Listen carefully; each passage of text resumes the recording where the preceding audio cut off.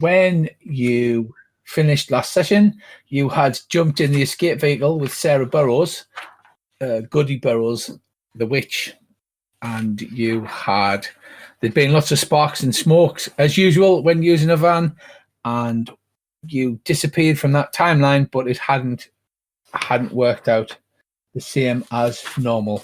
So you're blinded by blue and white lights.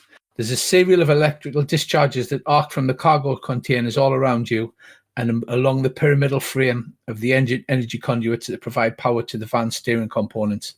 Split-second flashes intercut randomly, drops from high altitude that roll the stomach, glimpses of deep space that unseat the mind, and moments of deep cold with waves of sizzling heat that compete to sear the skin over and over. Then, through it all, a sense of falling comes to dominate until finally, after a seeming age of paralyzing vertigo, impact. So you all hit the ground extremely hard. And can you give me a roll on clever, please? This is like that time we all went to Blackpool, isn't it? It's exactly that. Give me some clever rolls. You need to make a 2, basically, to avoid having your mind disturbed by witnessing the infinite horrors of the multiverse. I'm going to make a roll for Sarah, who has a 2. I got a 6. I landed very cleverly. You landed very cleverly. You managed to take all this in your stride.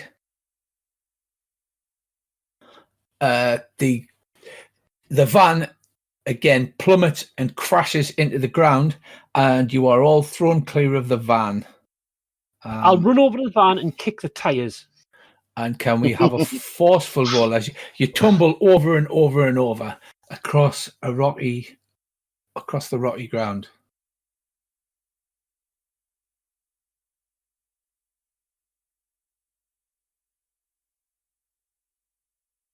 Right. Other than flee, you were all bumped and bruised, and you take 1 stress worth of damage. If you have any stress from last session, you can just clear that off because stress resets at the end of every thing. You'll notice, Earl, I changed your consequence down by 1 level as it's starting to get better. So are you still completely bald due to the shock of the lightning bolt that struck you, or is there a stubble going on? I might not be completely bald. You're still completely bald. I am literally Picarding this shit. Excellent.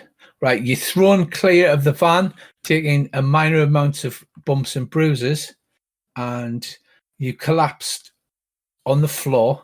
You feel out of breath, dizzy, your ears are ringing, you have slight burns in places, and then you've got patches of steam and frost on your clothes. You come to rest on a weed-strewn clearing under a storm-grey sky. The ground beneath is a mix of cobblestone and mud, disrupted by ragged tufts of grass and tangled patches of thorny plants. As you sit up and look around, the clearing it looks to have been once a yard that ran between greenhouses, now ruined, collapsed and weathered. Countless plants grow with abandon over everything, obscuring terrain details and the outlines of foundations. Atop the ruins is a large wooden sign, split by the drunken lane of a rusted metal clock tower, pulled down by vines. On one side of the tower, a gently creaking sign remnant reads Botanique on one side, and the other side reads Beer. The middle of the sign has long since rotted away.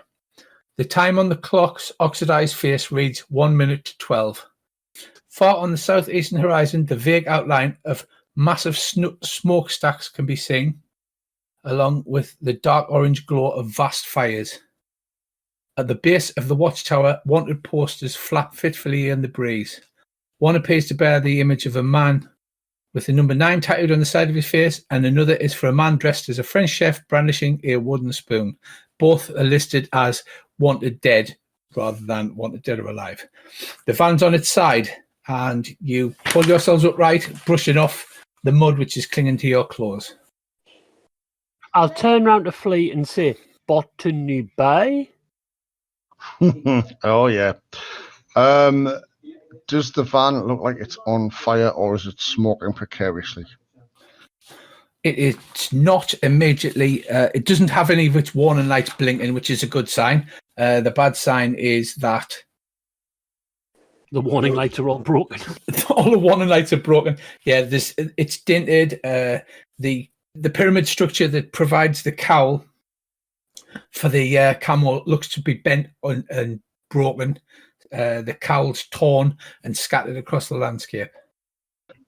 Right. I'll go around and get all the lads on their feet if they're lying around in various precarious positions. No, I'm kicking the tires of the car. Like and then I'm having a go at the van. Yeah, we need to try and get the van back on its wheels, and then. Right. So are you going to try and get back on its wheels, but else just booting the crap out of it? You piece of shit! You junk! Why? Why is it always us? Why? I let him take out his rage and then tell him to calm down. Telling someone, I'll turn around and say, telling someone to calm down in the history of the universe has never actually calmed anybody down, especially a woman. How about I stick a pistol in the back of your head and then tell you to calm down? I'll stop kicking the tires. No. Does the van, Dave, you're putting all this, does the van have kind of like a interstellar GPS thing so we know which parallel we're in? It does, as it happens. If it's online. Andy's the driver. As he knows, it's got very simple controls. It's got a mechanical display, a la the time machine. The parallel designator is stuck at 07.99.54. The geographic coordinates seem to be stuck halfway between two numbers. If you all want to give me a clever roll, if you can beat a 4, get a 4 or above.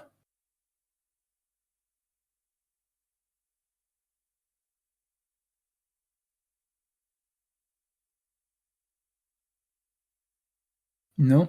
Okay, George, like I said, everybody's feeling sickly and you've got burns on your hands and your clothes are covered in frost. There's a ringing in your ears. You're getting that double vision occasionally where it's flashing in and out. George, you realise that something you read in the briefing books back on 00, it seems to be symptomatic of what they call an out of sync parallel, where the time and space is not synced in with the rest of the multiverse, so it can have unpredictable effects. Everybody else is happily oblivious to this, however. I'll explain it to them. We're in a wonky universe. What do you mean a wonky universe? It's like it's up and down is up. Is it that like the nice people in the universe speak French? No, just imagine real Newcastle. Oh my God! I'll find a weapon to hold in my hand because I'm not walking through Newcastle unarmed. I'll find a police horse to punch. Yeah. Right. Well, the van has several vibro beamers. You can pull vibro beamers and daggers. When you go through the cargo containers, you see that, like I said, the cloak and tarpaulin's damaged, the pyramid's damaged. Andy, when you have a look at the machine, it's running on emergency battery power, so the main reactor's down. Okay, stupid question, right? But it does have some experimental, what are they called? In the cargo containers, it's got basically Star Trek Universal Translators. You wear them, you put the one dot on your throat, and then like it sparks up, and then you put the other part into your ear, so you can actually use it to learn to speak the local language. Okay, that's not that's not going to go bad. That's not a Chekhov's translator, is it? Right, I will put one on, and then I will turn around and say, can we actually fix this thing, or should we just set it on fire? I'll have a go and I'll put a translator on. Okay, Dave, you put a translator on. Dave starts going into it as he is a mechanical genius. Andy, what do? You sort of having a look at the display inside the car. Bracey has popped open the cargo, one of the cargo canisters. He's pulling out vibro beamers and daggers and med kits and things. I'll put one of those translators on. I'll see if I can give Dave a hand. So we get it on its wheels first. So it's upright. And you two have a quick look, and me and Earl will do a quick skate around the immediate vicinity just in case there's anything weird. There's bound to be something weird. Let's face it, this is out of sync parallel. That's not something that we ever want to be part of. Yeah, it's just, oh, look, it's a rabbit. Jesus Christ, it's bit his head off. Yeah, exactly. We need to be super careful. Down is up is down, left is right. Dogs and cats living together. Right, okay. Crossing the streams. Everybody give us a careful roll. I'm not very careful. Flea is incredibly careful.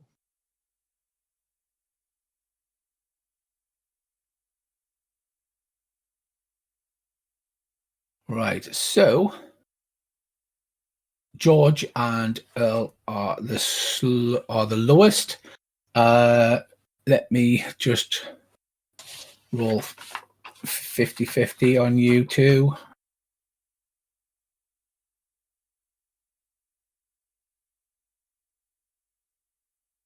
Right, I get a positive, which is Earl. Right, so you all work together, and you heave. I'm not going to make you to roll. You basically work as a team, and you manage to push it up onto his wheels. Earl, give me a clever roll. I will use the A-team theme to enhance our teamwork. That's got to be worth something. Right, so you shift the van up. There is you're all sweating. You turn around, you lean back against the van, and then you just see a flash at the last second. Unfortunately, not quick enough to do anything, and there's a horrible noise. If you loved me, you'd swallow that. Certainly would. And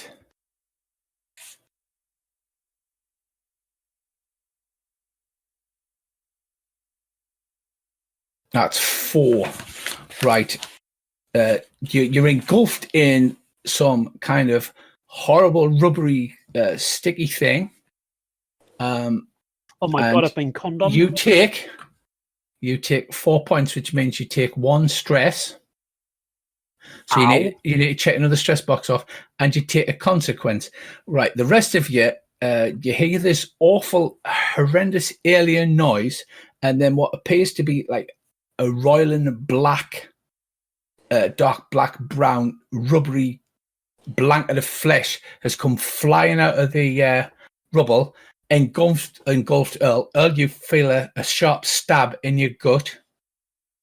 I will say ow. And you also have to add the 2-point consequence. Impregnated. Oh.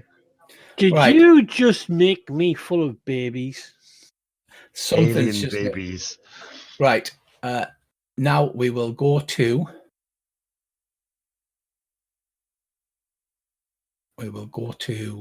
initiative, because this thing got the drop, and unfortunately it's very good at camouflage. Told you should have looked around.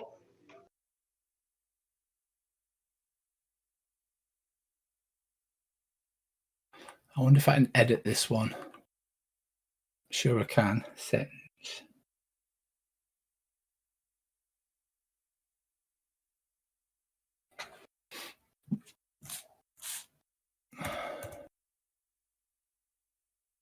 I assume it's a mild impregnation.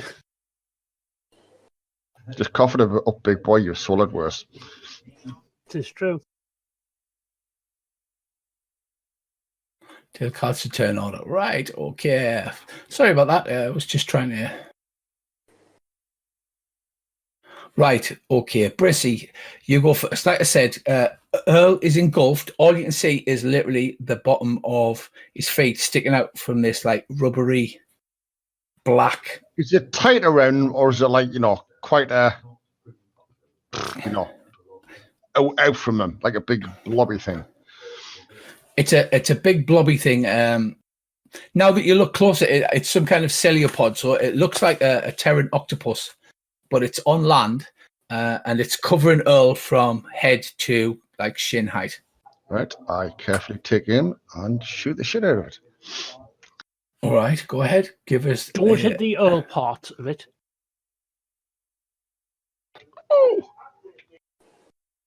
Right, let me just consult my little bad guy thing. Stop moving, Earl. I stay very still when I hear the gunshots because I know exactly what he's trying to do. Yeah, you can shout first. He shouts, "Keep still!" Right, so he's going to try and resist the damage. Right, the bullets go in and they kind of blow through, and you see like a tentacle with suckers on the end come off, and you've actually shot through, but it's gone straight through, and it seems to be slowly healing up. What, vibro beamer? I thought it uses like. Oh, sorry. Yes, you're not using bullets. You're using fiber beams. So yes, the thing vibrates, and the flesh sort of like has ripples on it, but because of the thing that it's made up of, consistency, it doesn't seem to have done any damage. It just seems to makes the whole flesh wobble and things like that. Okay. Next up is Earl. Earl, you've got this horrible sticky like octopus flesh thing stuck all over your face, and it stabbed you in the gut.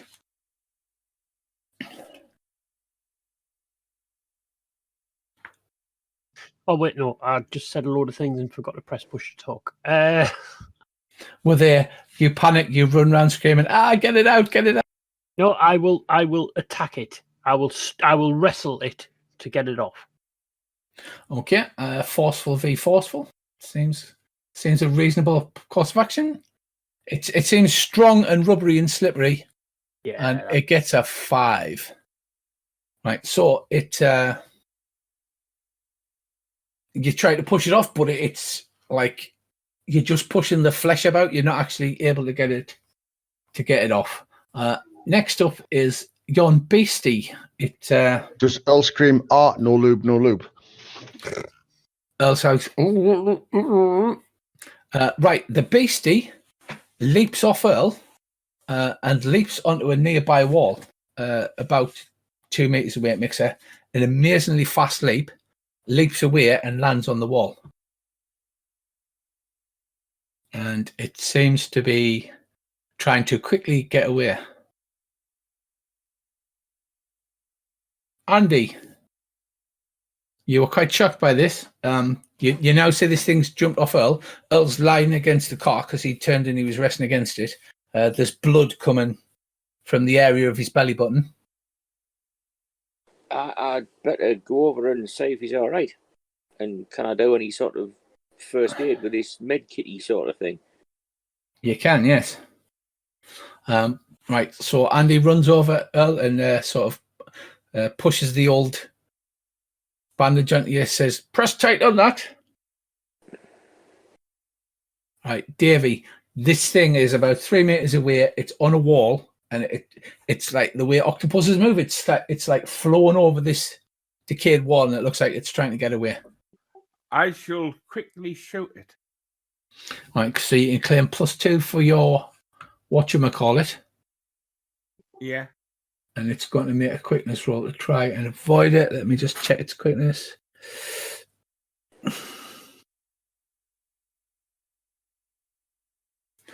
Oh, okay.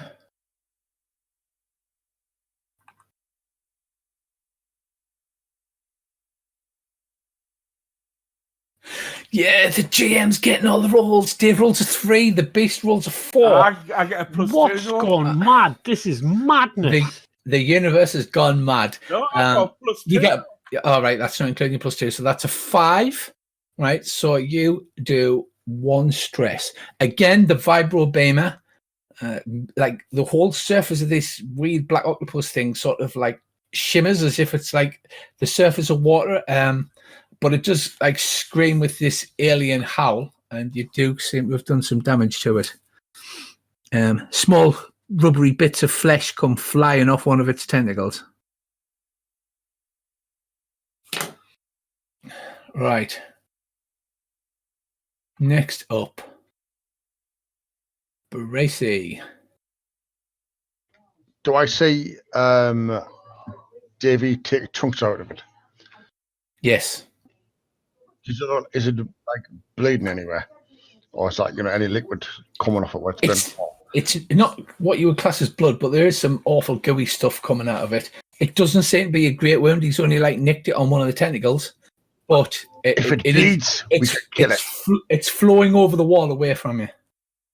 That's like my motto when I was a young man. If it bleeds, it can be butchered. Exactly. Right. Can I? Okay, well, if I can, I'll take another shot at it. Okay, certainly.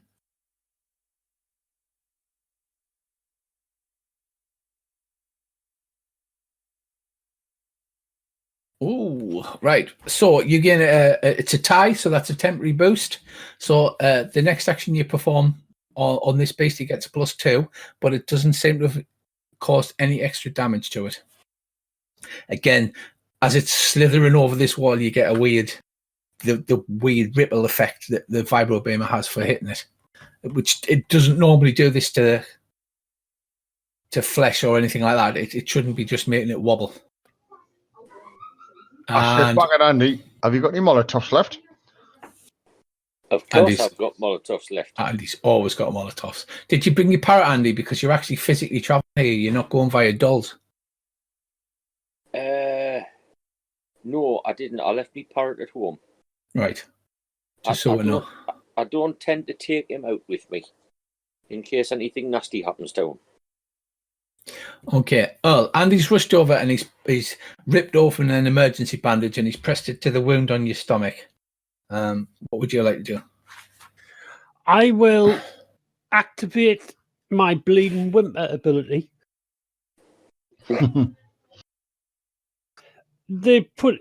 I'll turn around and grab him by the throat and go, "There's a baby in me." Now, technically, you don't know there's a baby in you yet. I feel that there is a baby in me. Congratulations, it's a squid. Andy shouts, he goes, "Andy, it's stabbed us with its bony penis thing." Oh, God, it shagged him. It's shagged him to death. Right, so are you doing anything this turn other than like holding the wound on your stomach? Well, this med kit, has it got any sort of, I don't like to use the cliche, but like Star Trek analyzer-y sort of a thing? Or is it just like a bag of bandages? Yeah, it's called a stick your finger in the wound and have a feel.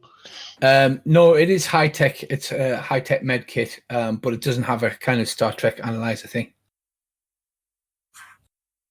Right. Well, I'll have to wait until the bleeding stops, and then I'll have a bleeding look. Right. Okay. The next to go is the weird ciliopod thing. It slithers over the wall, and you hear a little bit of sort of undergrowth rustle and things like that, and then it quickly fades out as it disappears off into the distance. So, eventually, actually quite quickly, the bleeding stops, quicker than it should have been, because you have a look, Andy, and there's a puncture wound. You surmise that there's either some kind of naturally secreted drug or something like that that's a coagulant in the wound to stop it bleeding, and it quickly stops bleeding. Right. I'll carefully pile the bandage back, and I'll look at Earl and say, right, now, you'll be all right. I'm just going to have her, and as I say, look, I'm going to stick 2 fingers in the wound and see if I can feel any eggs or anything. Can you not just stick a pinky in first? Well, I might need 2 fingers in case I've got to get hold of something and pull it out. Yeah, I know, but start with a pinky. Too late. Right. I what do you a think? really bad What do you think? What do you think this is, Andy? I What have kind no of- idea, but I just want to see if I think you'd probably be carefully feeling around inside. Or do I you think want, he's enjoying himself. That's the problem. well, or are you yeah. forcefully feeding? No, don't. No, Sneakily. Do it, Andy. Do it sneakily. What's that, Earl? Ah! Carefully failing around, but that whole sort of, like when you say I'll count to 3 and you go on 2, that's kind of what I meant. Yeah, so, And yeah, I would I'll accept carefully have a careful. poke about and see if I can find out what's in this wound. I will be brave and try not to scream like a stuck pig. So you'll be wanting. I am going to have to roll. reset my PC and AFK for a couple of minutes. Is that okay, Rich? That's fine, Earl. Yeah, I mean, expecting mothers are expected to need to go to the toilet quite a lot. It's not the toilet, it's the corner shop. And it's the fact that my PC keeps opening random windows for some insane reason. So I'm going to restart my PC. I'll be back in a couple of minutes. But Impregnated with a virus. feel free to poke me as hard as you like, Andy. Situation normal. But remember, Situation normal, all fucked up. a glass of wine would be appreciated. I know I did him get drunk first. Disgraceful. Yes, story of my life. I'll hold him down, Andy. Start videoing. You start. Whoa, what do you stop? Whoa. Wait a minute. Can we not make snuff videos with me? Can we do that with someone else? I'll be back in a few minutes. I must restart this Okay, PC. mate. It's been a complete Yeah. dick. No bother, Earl. We'll just continue on because, you're hurt now. You've got consequences and stuff. I was born with consequences. Aye. Okay, Andy, let's have your careful roll then. Oops. No, it's a nice clean wound. You obviously that you managed to drive it off by using the vibro beamers on it. Yeah. Yeah, there's nothing in there. Good It's fine. news. I think you're fine. Okay, says Earl. I trust you 100%.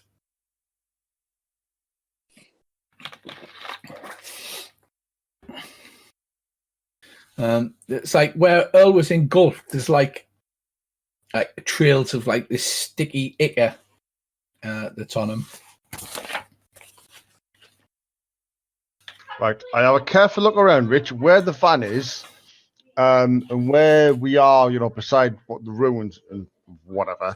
Is it beside what would be a road, or is it a fuel from a road, or is it out of the way sort of thing?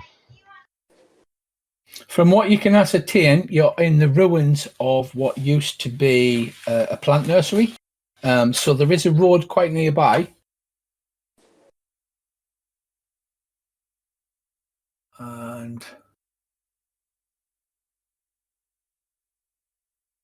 But it's all post-apocalyptic and destroyed.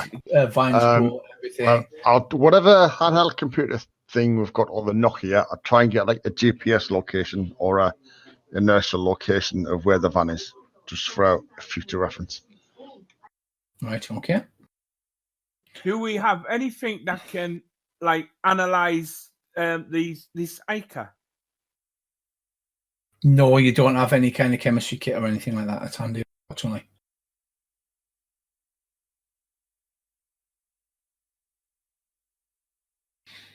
Andy, what are you doing after you're fairly certain that Earl's fine?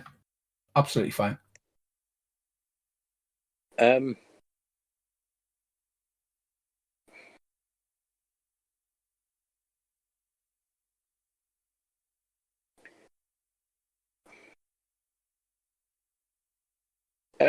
From the safety of standing next to the van, I shall have a look about and see if I can see any more of these things. Okay. You scan round. I'm carefully having a look, I assume. Mm-hmm. Oh. Yeah, gloves are off now. I'm going to do bad things to you all. I'm going to put a baby in you. You didn't even get drunk first.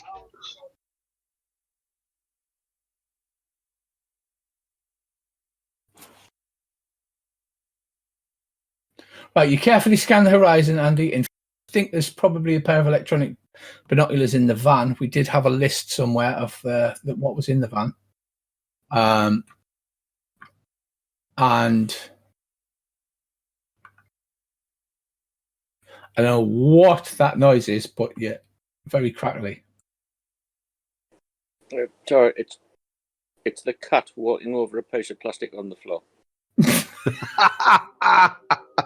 Oh, righty then. Could have walked round it, couldn't it? It certainly could have. No. It's like, I'm a cat. Of course not. Right, okay, gentlemen, I have been in a really bad DM, so I am just dropping a picture of your landing zone. I just realized I have pictures and things to show you. Can you see that at all? Yes. Just about. Hang on. Yes, so as you can see, that's kind of what the situation is, except you've managed to push the van upright. So you bind Earl's wound, you spray some 21st century Germaline in, some broad spectrum antibiotics, and you bind them up, and you should really be fine. Well, I checked the wound. There was note in it. Definitely not in it. So you push the van upright. Is there anything that you plan to do, or are you just reading the canisters? I'm sure we have a handout where the van, and it tells you what's in it. Yeah, we did. Wasn't TPV. yeah, there was bits of the van all over the place. Yes. Right, if you go to your handout, there's the van there, and you can see it's got a list of what's in it. So it's got 2 handheld computers, basically tablets, but you don't have the processing power of the main van because the van's buggered. Right, Dave, did you want to look over it? You've been the repair expert. Yeah, I'll check the van out. Right, you reckon you might be able to repair enough of the damage, but you haven't got any physical material to restart the reactor. So you might be able to get it back in. You can't repair the chameleon circuit, but you might be able to get it back into some sort of shape to jump if you can find some kind of physical material. Because the reactor's powered, and it seems like when it's jumped through all of these different universes, for whatever weird reason, maybe it's a property of the fact you're in one of these strange universes, the physical material is now inert, so it's no longer reacting. So Dave goes, I can fix it. Does the van have any way of communicating back with 00? The van doesn't. Sarah did have a portable TPV. However, she kind of lost it overboard. Or Sarah's there as well, isn't she? And she's basically been hurt, like on her knees, thrown up on the floor. She lost the portable TPV like in space when you hopped into space, and like for a few seconds you could feel yourselves in the vacuum out of space, like literally for 2 seconds. So like you were like and you sort of like you took a quick breath in, and that's partly where you got frost burns from. And she's accidentally let it go because it was in a suitcase, if you remember, and it's gone. So she finishes throwing up on the floor.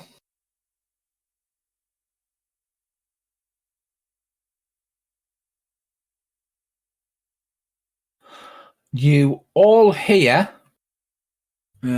coming towards you this cacophonous noise. You can hear, it's steam powered. There's crunching. It sounds like there's something huge coming towards you. And it looks like it's coming from that path directly along here. and it's coming straight towards the van. Right, I will find somewhere to hide.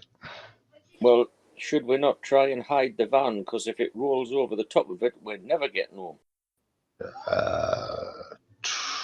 Could Wow. do. How Depends. big this? Depends what we're going to do with it.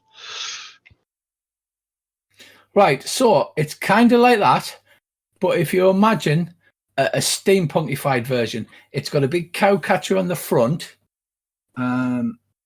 There's at the top there at the front. I'm assuming you can see the picture. Yes. Yep. Mm-hmm. The slits at the top. There's two drivers, and it looks like it's had. There's a big smoke, a steampunk smokestack coming off the top, and there's like walkways have been welded on the side, gun turrets, and gangways. The back is, well, you can't see the back, but the back is actually open, and it slowly grinds across the landscape towards you. Do we think we're going to be able to push the van round the corner out the road in time before it spots us? I don't know. You could always try. Well, like round the corner, behind a wall, under a bush, anything. Yeah. I'm not so much bothered about them finding it. I'm bothered about them rolling over the top of it. Yeah, if they don't spot. How big is this thing? Well, actually, the pitch just off the side. Do you see that little line that's pointing down? In the original picture, Yeah. that's a soldier carrying a rifle. Right. So the soldier comes up to about 3/4 the height of the wheel. It's probably still not going to go. Well, I would have thought it wouldn't roll through the that metal thing Right. going with the Botany Bay building and the big, I don't know, Right. obviously platform. So you notice on the front, it's got a massive cow catcher welded on the front, and there's winches like cranes hanging off the front and back. It's been modified with weapon turrets, catwalks, and access ports, and it's just slowly grinding up the hill towards you. The noise rises, and you see a second one coming from like over the top of the hill, so that it's joining you, and it's another one coming towards you. Crap. Right. I think the priority is to drag Earl out the road and then stop. Just like if see where we are at the minute, if we look like 90 degrees down southeast, could we push it around that corner? If it is a corner. Yes, you can push it really slowly because the original van you had to push it, so it is movable. But the new van's got self power, but obviously the reactor's buggered. Right. Well, one of us. Well, two of the. How many is there? I tell what's her name. What's the name of the NPC again? The girl. Sarah. Tell Sarah to drag Earl round the corner, and we'll stop pushing the van. Right, so you can make a forceful roll, and two people can help. So presumably the best person with the best forceful, the other two can add +1 each for the forceful. I'll give him a hand. Right, so you get a 3. So you get it partially out the way, but it still looks like it's bearing down, and it might catch the corner, Bracy. But then it sort of shudders to a halt. There's a steam whistle blows off the massive steam stack at the back. Because if you imagine, it's a Mad Max steam powered version of that. Yeah. Yeah. Then it shudders to a halt, like the hatch opens on the top, and there's like somebody comes out and they've got all their face wrapped around with scarves or bandages or something, and a big pair of like old-fashioned welder's goggles on. Are they looking straight at us? Yes. Right. Because of the blast of the steam whistle, the second one sort of shudders to a halt behind it, but you then see a third one coming up. Dave, you can tell that it looks like some kind of military construction vehicle that's been heavily modified, because you're used to doing that kind of thing. All the stuff that's been welded on. Yeah. I let them know this. Right. On the front is like two Mad Max hand cranked turrets with Gatling guns on, and on the back there's another two Gatling guns. The crew. Are they drawing a bead on us? No, not yet. They're just sort of looking. You can see that there's two crew come out of the hatches at the back and move into position on the Gatling guns on the front. All right. Well, I don't think there's any point pushing this any further out the road.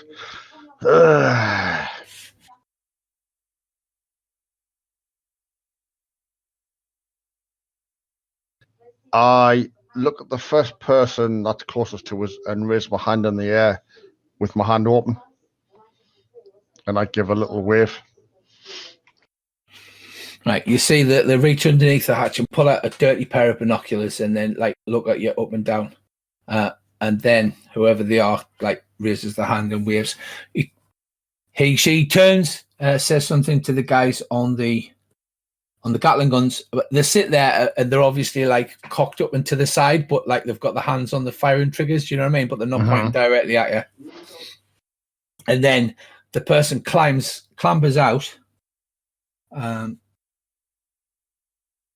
like walks along to the front, but obviously the thing's so high they have to climb down this jury-rigged series of ladders and girders run along the side. It looks like the girders are there so they can like run along front, back, along the sides of the giant vehicle.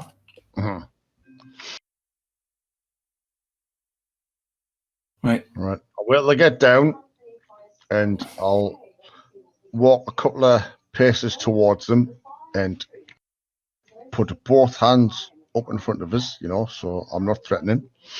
And we'll see what they do.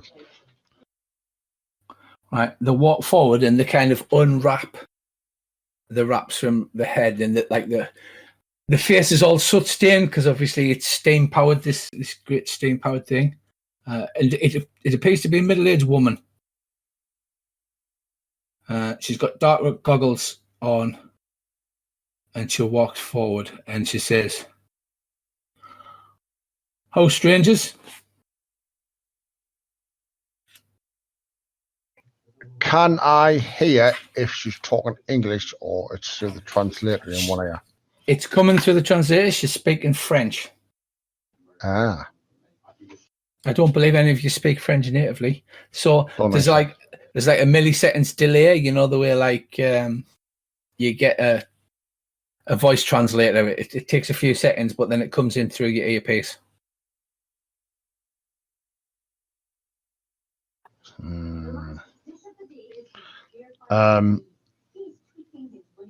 I say, hello. We're not sure where we are. Our friend's just been attacked. She's you do notice that she's got a brown jumpsuit on, okay, and there's two parallel slashes of red across the shoulder. Does that mean anything? It doesn't really mean anything to you. She says, well, you certainly don't look like that you work for Kyland. What do you mean he was attacked?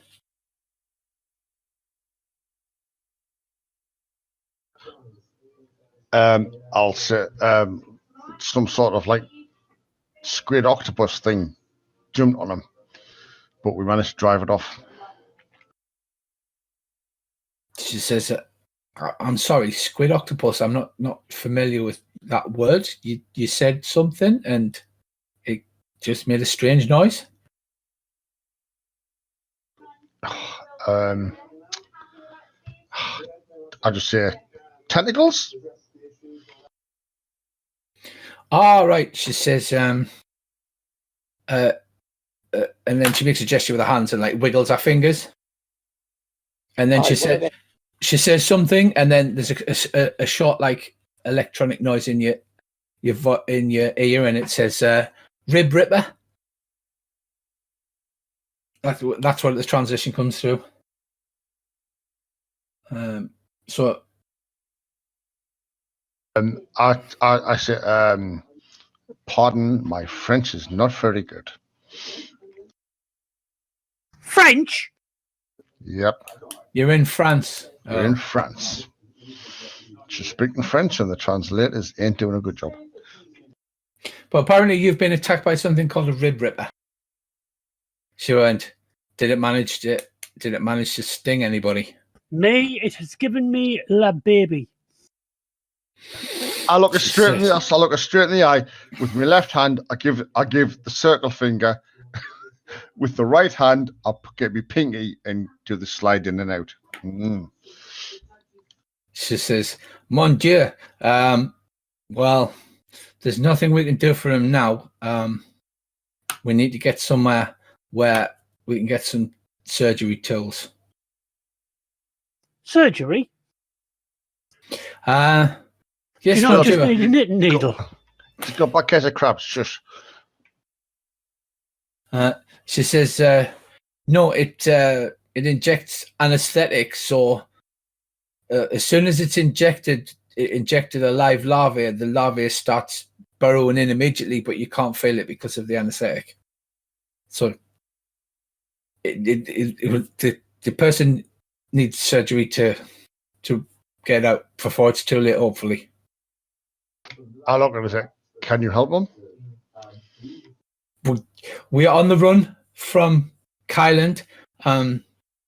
We have no surgical things here, but we're heading towards the city on the coast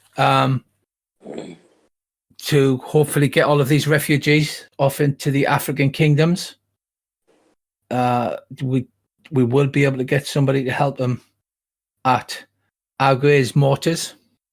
Will he have time? Is there enough time? How long does it take before this larvae pops out? If he is strong, yes.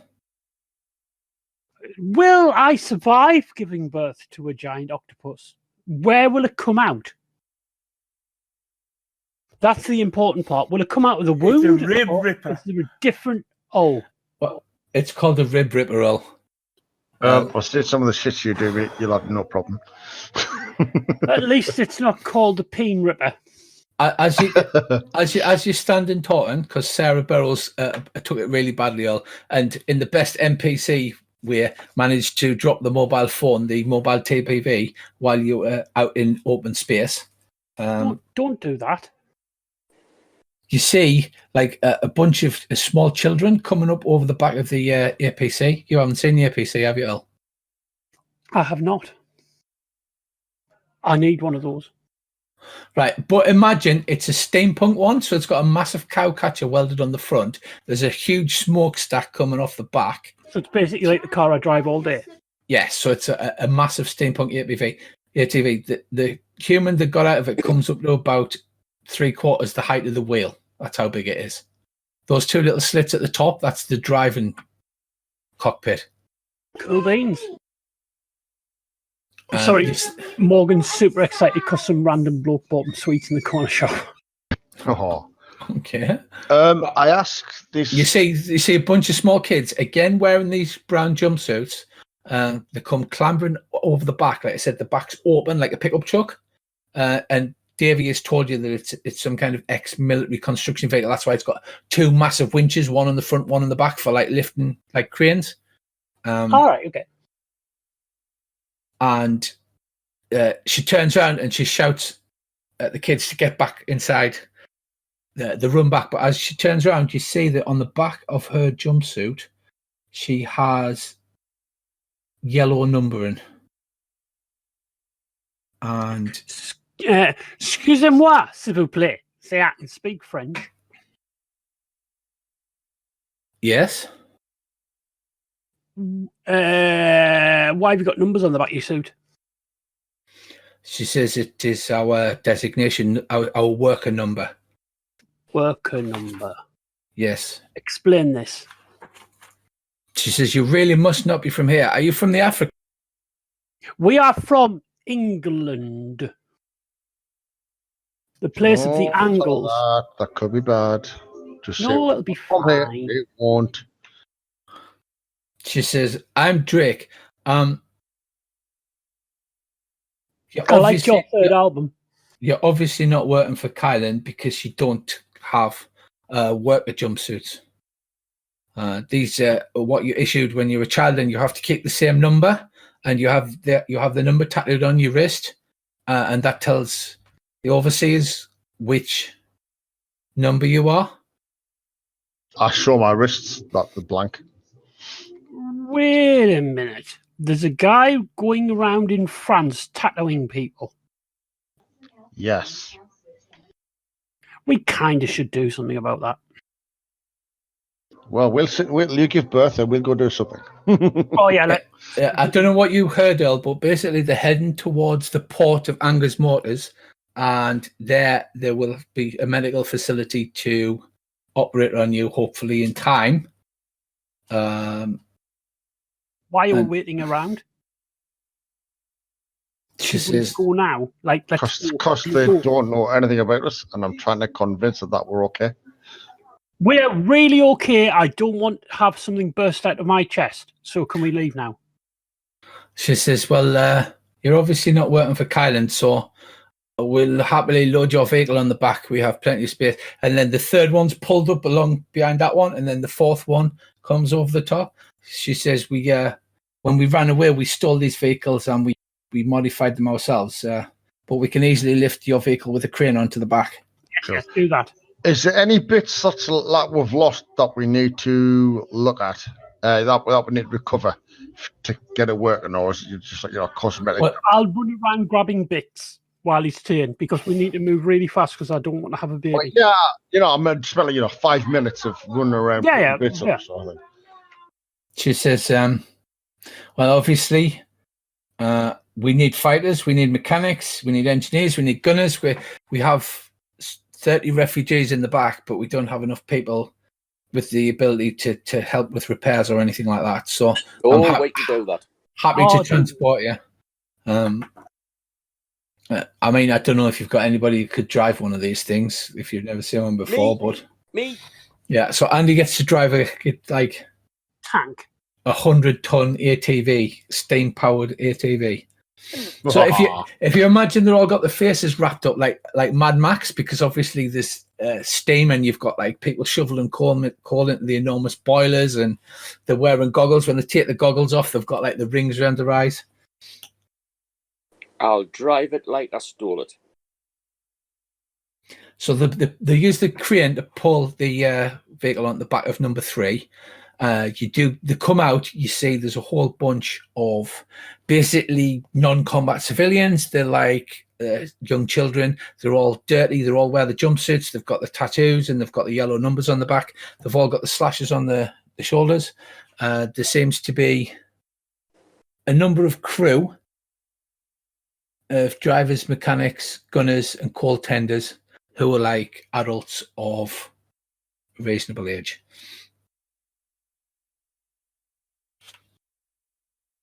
So they load the card up, and then she is there anything else you want to ask her about?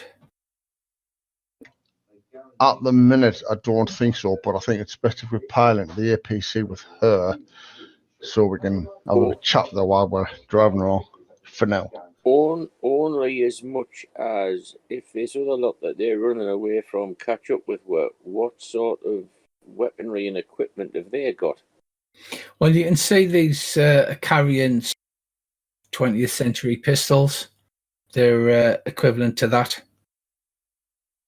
Yeah, I'm more concerned about this mob they're running away from.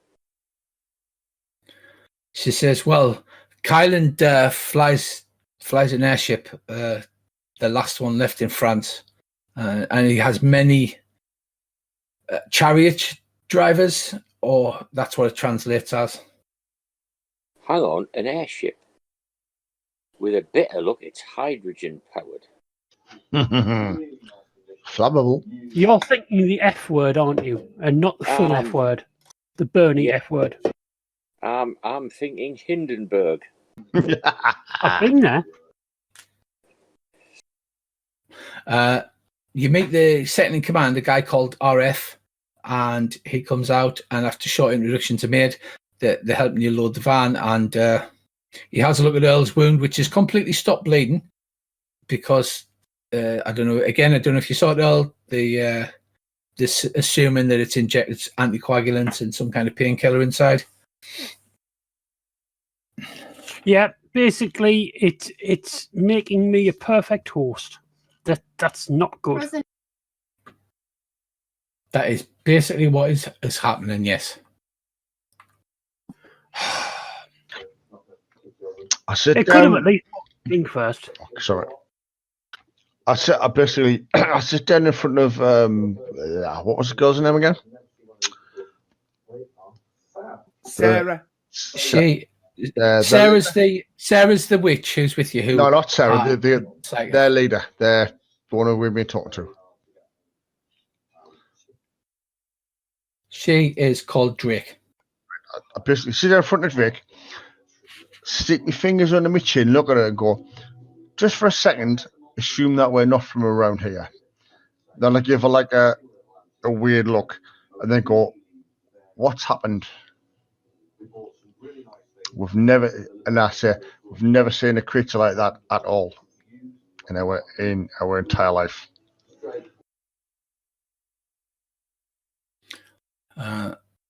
She says, so you must be from the African kingdoms, and they're free from the horrific beasts that were brought about during the war, the Mushroom War. She says that the part of the things that stalk the land, along with the trench diggers, the mudlurkers, and the wrigglers, the rolling horror.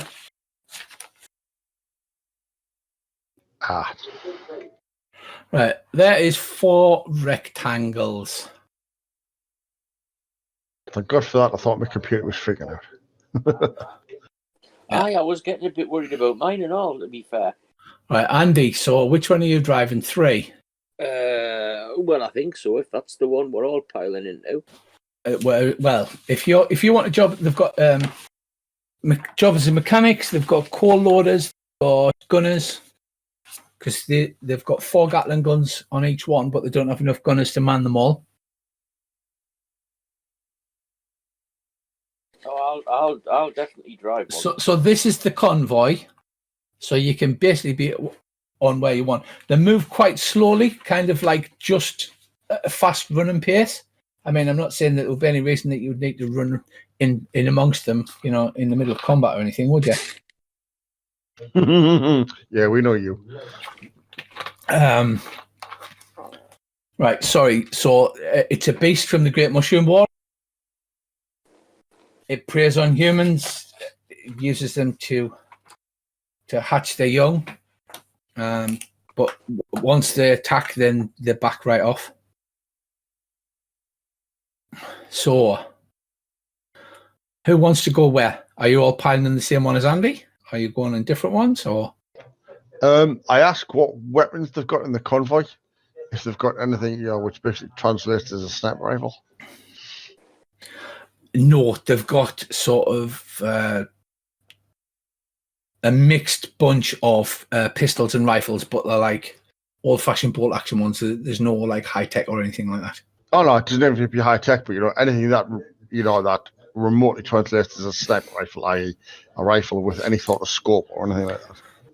Well, she says we have a few rifles with no scopes, but we don't. We only have a few. We've just met you. I mean, unless you had to give me one of your guns, I've never seen a gun like that before.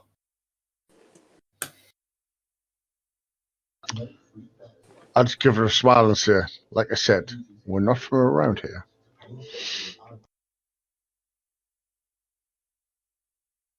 Right, gentlemen. So pop pop your little tokens wherever you want to be on this convoy. Are we a going mighty forward to the north or forward to the south? forward to the north, obviously,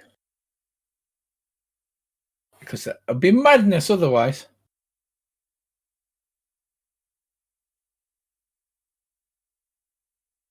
You've got throat mic so you can communicate.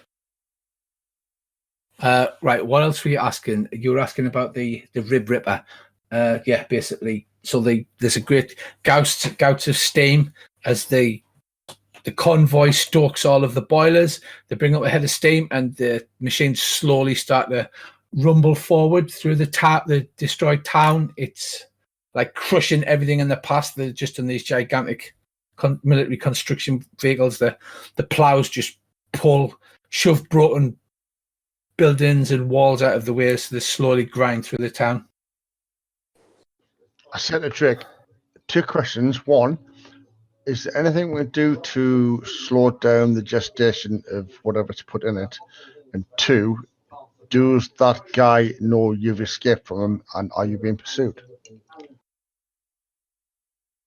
She says, yes, he certainly does know that we've escaped him, stolen the vehicle, and he know we're heading to Anguis Mortis because there's nowhere else. It's the last free port with contact to the African kingdoms. Right. Is he likely to be coming after you with ground units or his airship? Or will he be coming after you at all? I have absolutely no idea. Is he the sort of person that'll come after you? She says Angus Mortis is about 50 clicks away. But unfortunately, the speed of these vehicles, it might take us some time to get there. Apparently, drinking helps. If you have any alcohol, you might be able to imbibing alcohol helps to slow down the gestation period. No, haven't got any. Forgot to bring it. Earl's gone quiet. Earl's like going. Earl's like, I'm going to have a baby.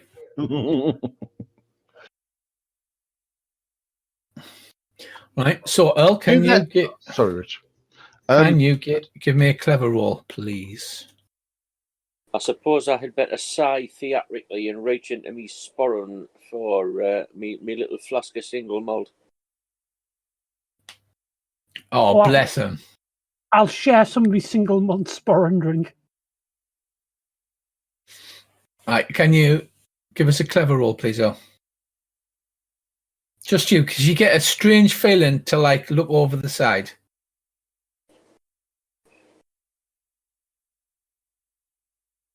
A clever roll. That's 3. Right. So yes, these giant ATV steam powder, like loads of noise, loads of rattling, and grinding slowly across the landscape. And you look over, and you swear that you see that oily Rib Ripper thing just like crawling alongside the convoy off to the left-hand side. I'll shoot it. Right, it's not close enough to get a shot off, but you're sure that it's keeping pace, even though this is like a fast run. Like if you run, you can outdistance these things, but it seems to be easily keeping pace off to the left. But it's not within range of a Bible Bremer shot. What about the turrets on the ATVs? Oh yeah, you definitely thinking, but they have limited ammunition. If you're blazing away with a Gatling gun, that's fine.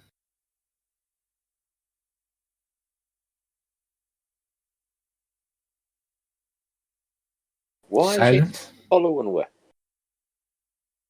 It probably wants its young. Well, it's not getting its human. He's our human. Are you okay there, Earl? Are you shocked by body horror now? I have a baby in me. Yes, you do. I am frightened because I really don't want the baby to come out where I think it's going to come out. And I know it's called a rib. Not my butt, kid. It's not called a butt ripper, luckily. You know? Lube up, baby, lube up. But I am frightened of this whole having a baby thing. Right. Are you going to let anybody know about this thing, Earl, or not? Brother? Morgan wants a sister or brother. You're going to end up with an octopus. Yes, you're going to have an octopus, Morgan. Oh, brilliant. I will take Bracey to one side and tell Flea, I think it made me pregnant. I say, yeah, we know that. Anything else you want to tell me? It's Do you following think it's going to us. come out of my penis? No, it's not called a rib ripper for nothing. Anything else you want to tell me? Definitely not come out of my penis, though, right? Definitely. No, no. They'll be intact. In that case, we're fine. Everything's all right. I mean, if it's not coming out of my penis, I don't care. It's not the first time I've had an intergalactic baby, and it'll not be the last.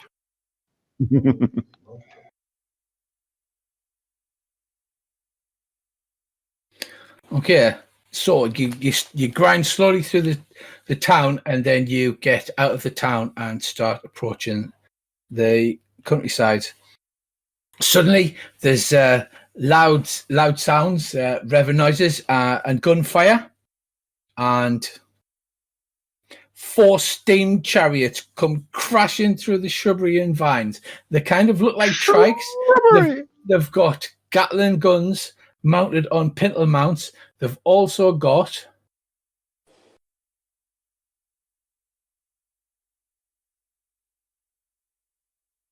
right, so they come screaming from behind. Look at this, man. Look at this. Look at these tokens. They come screaming from behind. Right, on the front, they're kind of like a tricycle with 1 large wheel at the front, 2 at the side. There's a steam engine with a big stack. The body's kind of cylindrical. There's a cupola with a pintle mount with guys that look like they were extras in Mad Max. And then chained to the front are 3 what looked like they used to be humanoids once. The humans, but they've got like scarring on the bodies. There's like bone spurs grows out of their elbows, out of the head. In some cases, some of them have got elongated teeth. They're frothing and howling like a pack of dogs. They're on all 4s on the front of these vehicles. This is like not Mad Max style at all, is it? Howling and frothing and baying. And these vehicles come racing up towards the back of the truck. The handler also controls the front mounted Gatling gun, and he's basically got 3 of these guys on each of the chariots to come rushing towards the convoy. Okay, gentlemen.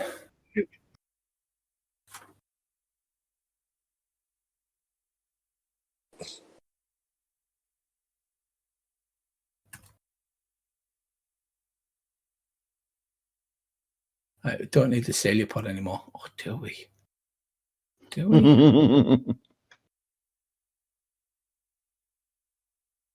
Slimy. Okay, Dave gets the Joker, can go whenever you want. Take a fate point. Nobody's used any fate points. Even Earl, who got impregnated, just didn't. I was like, he's going to use a fate point. No, he didn't even use a fate point.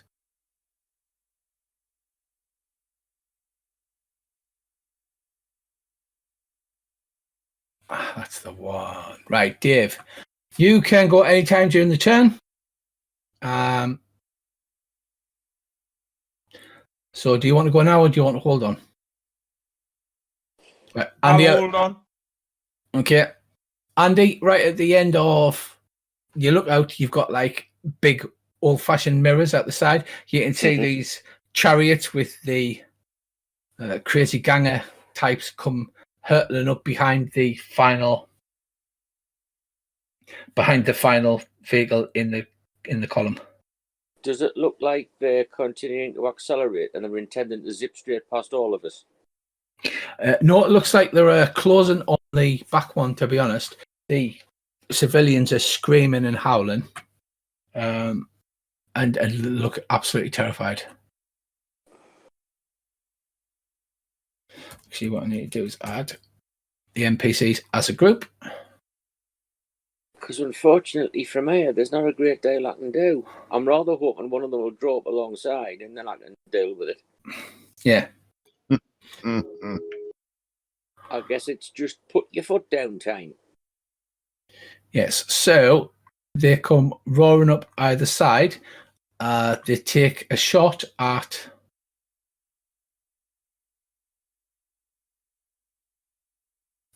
I've lost my character sheet. Where's my GM character sheet gone?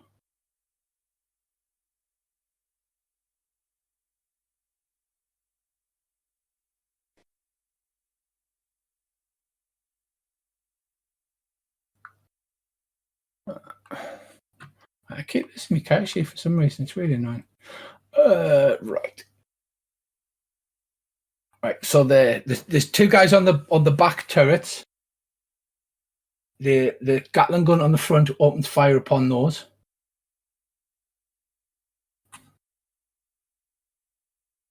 Right, getting a 5. So bullets right across the back. The civilians that's in the back of that start screaming.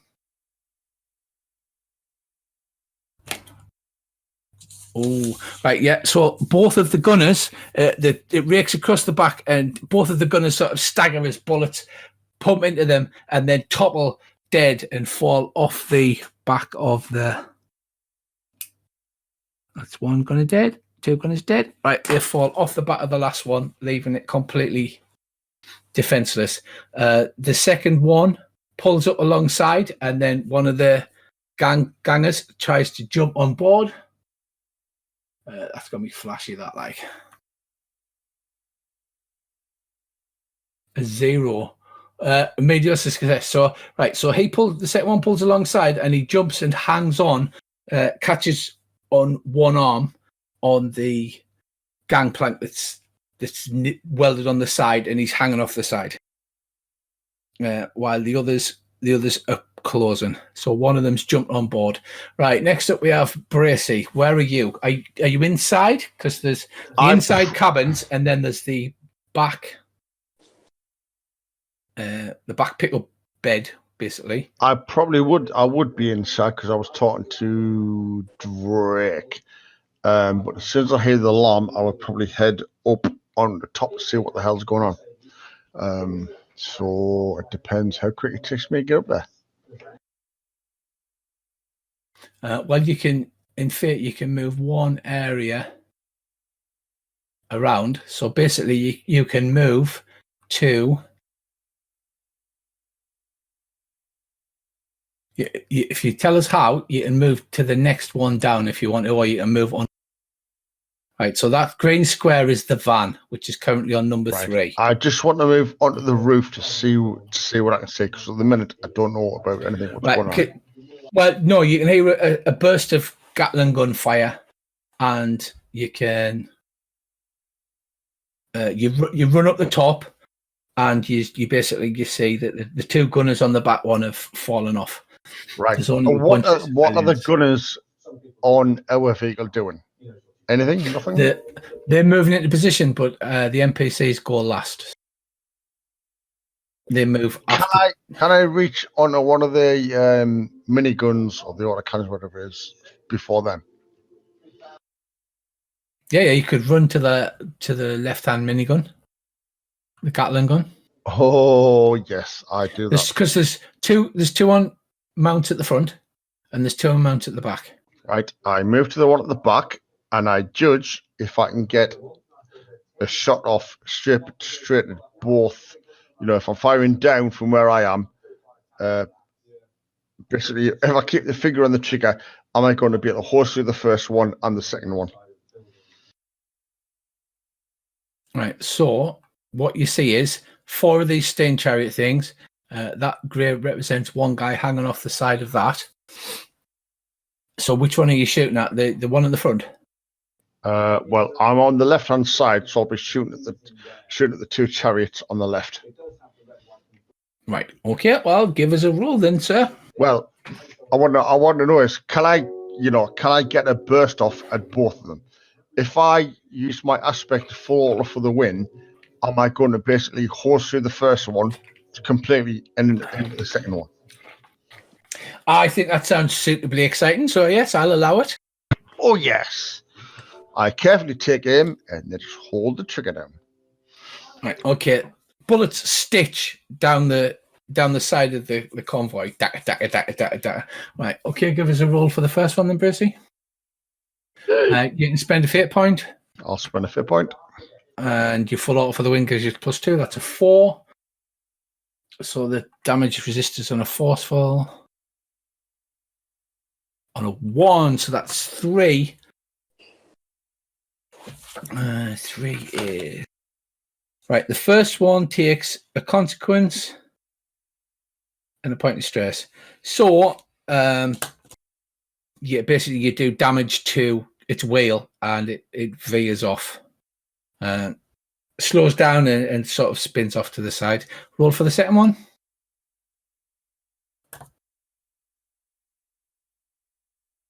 Right, you do not manage to do any damage, but you get a +2 action next turn. You get a boost for it. So the bullets go wang, wang, wang, bang, and bounce off the thingy. Okay, next up we have Earl. Daddy? Earl? Yes. It's your turn. I will shoot the gunner. You'll shoot the gunner on which one? The one next to Bracy. But I'll take a careful aim before I shoot. Right, so that one. Yeah. That I'm pinging. Yeah. Right, you shoot the gunner, okay. Careful. Yes, you can shoot carefully. Ooh, badly. I'm not very careful. Right. You go bang like that. The bullet wangs just off next to his head and he ducks down. The 3 mutated human types do not duck out of the way. That sort of like howling and barking and slavering. Dave, you're last to go unless you want to wait till the NPCs go. I'll go now.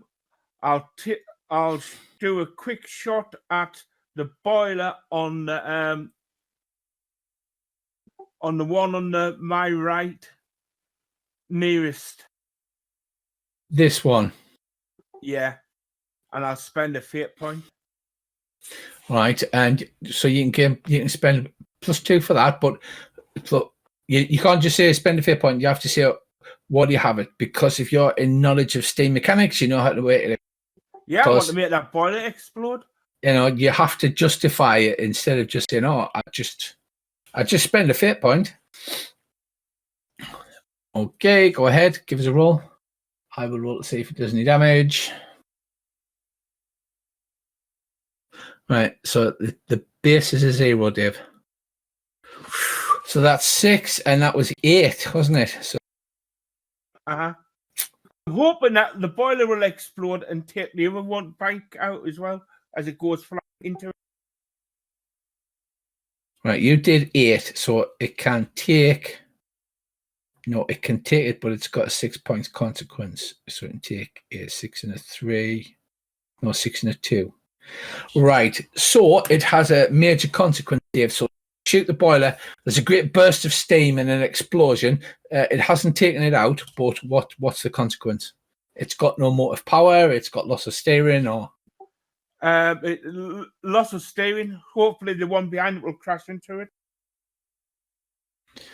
Right. Okay. So you can spend a fate point, and then I'll give him a driving roll. Right. Spend a fate. Right, because you're trying to influence the story by saying you hope me crash. Right. So it shouldn't have been forceful, but it's the same roll anyway. Oh, it's a 4. Right. So that one, the steering goes all wobbly and it swerves off to the side, but the guy behind him manages to dodge out the way. So that one is moving off to the side. This one is moving off to the side out of control. Next, it's the NPCs. The NPCs are busy running to their positions. They're moving into position on the Guzzeline guns that's on the back of the trucks. That's what they need to do. And now what I need to do is deal a deck for you lot. So first up is Daddy Earl. Go, Right, Daddy Earl. I will shoot the same guy again. This time I'll hit him though. This time you'll hit him, okay?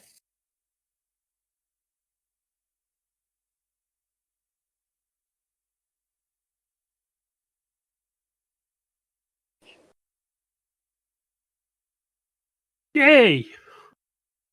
Right, so yes, this time you do in fact hit him. And that is the gunner on the one that would lost control, isn't it? Yeah. Right. So he loses control. He slumps forward. Is he dead or is he just out of it? Oh, he's dead. Right in his mouth. Right, you shoot him in the mouth, taking the top of his head off. He slumps forward. He drops the chain that's holding the three guys, the three half man, half beast, whatever they are. And as this swerves off, because you didn't kill the driver, you killed that swerves off, and it looks like he's going to drive off. But the three beastmen type fellas, do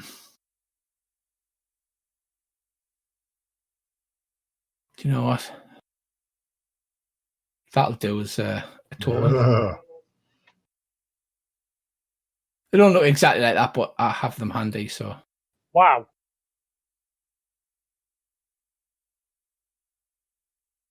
Right, so these three, whatever the hell they are,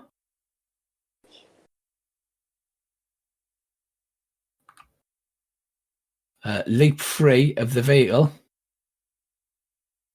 and start bounding like half animal way, like on their hands and feet, like running like a dog, but they're actually just sort of weird mutated humans. All right, so next is NPCs. The NPCs on that one are going to fire at those beastmen things, as you would. So what I'm going to do is make one roll for the gangers, one NPC, like general combat roll, because we don't want to focus on them. We just want to focus on. All right. So the NPCs actually managed to take out 2 of this round. It didn't last long, did they? Right. So there's a hail of gunfire from numbers 2 and 3. And the chop down those weird beastmen things.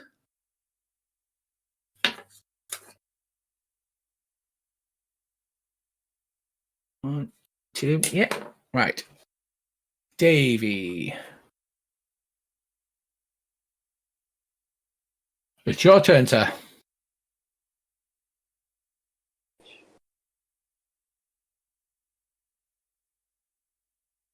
Davey.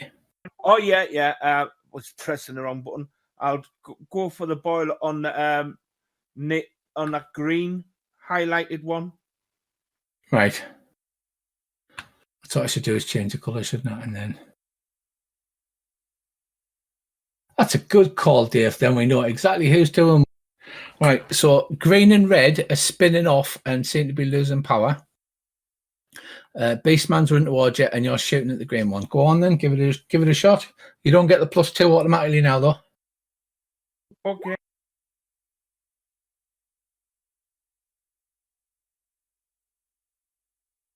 I get a 1.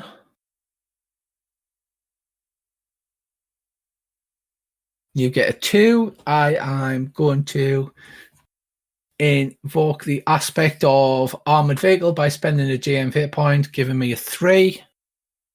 Can I spend a token? You can, but you have to define why you spend the token. I'm not going to let you just say I spend a token anymore. Right, and I'm aiming for the weak point on the coupling for the steamer, which is less armored. Right. Okay. So you know the weak point. You're a steampunk engineer. You shoot the thing. That gives you an increase of 1, so it takes 1 stress. So it does damage to it, but it doesn't take it out. It does wobble and slightly moves away from the car. Andy. Right. Am I right in thinking the only one at the moment that's undamaged is the blue one? That's right, yes. Right. What I want to do is I want to swing the APC that I'm driving sort of out of line to my left and stamp on the brakes. The idea being that blue one will run straight in the back of the APC. Yeah, love it. Love it. So that's a driving roll. And This makes me semi-erect. the driver, no, that's the baby oil. All right. It's flooding your system with endorphins. Right. I really So want to think about that now. Right. And if I need to, I will use my aspect of I'm a driver. It's what I do. well, yes, you can decide that afterwards, right? I'm going to make a quick roll for him Right. to try and not smash into the back of you, and he gets a 3. So if you want to roll first, then you can decide what aspects and then what fate points you want to spend and what have you. Right. Now, what do we think this is? I am in. I would accept. I was thinking flashy, forceful. Maybe. Somebody. I was thinking clever because it's all got to happen really quickly so they don't see it coming. But if it's quickly, it literally has quick in there. Just remember though, Andy, I've got a +2 to horse him down with a minigun on my goal. I think it's fairly forceful if that's all right with everyone. You could slam the brakes on so it swings out far. So if you side on, that's going to give me an even better chance. Basically, forceful means you're using them. Flashy means you're doing it in a quick cinematic way, like a thingy. Quick obviously does it quickly. So yeah, you can go forceful and basically just as it zooms up the side, you can swing the APC out. But he has a 3 to beat. Yeah, I'll go for that then. That's a 4.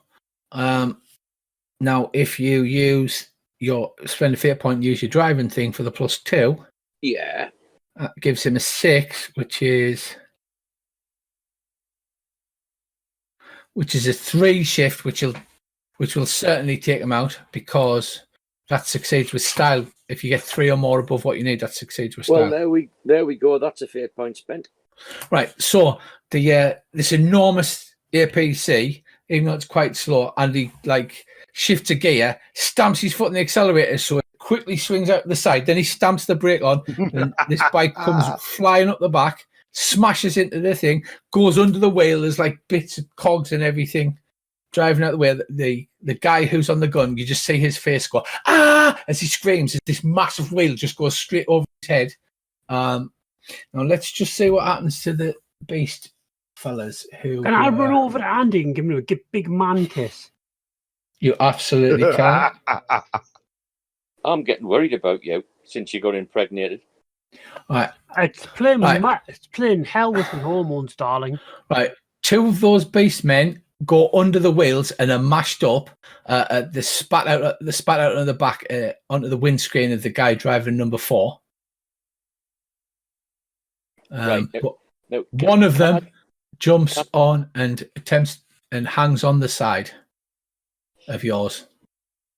Right. Can I just clarify for the sake of argument? Obviously, I'm out of line now. So what I want to do is I want to slot in behind number 4, and then what I'm intending to do is to pull out the other side and go up the side of number 4 and try and smear that guy between the 2. Oh, nice. Right. Love it. Loving it. Right. Okay. Next up are the gangers. Right. Beast Man is going to make a quickness roll.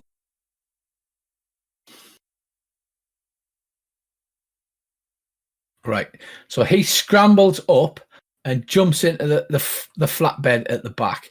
And you've got the van in that one, so you won't have any of the civilians. The civilians other three, luckily. But because he just looks like he would just start killing things. This guy climbs over the back and he makes a quickness roll, or does he fail it horribly? He gets a 0. Right, so a moderate success. Right, so he grabs hold of a struggling kid and like manhandles him to the back. So he's standing on the back of the APC, ready to jump off while holding this kid. This guy is going to try and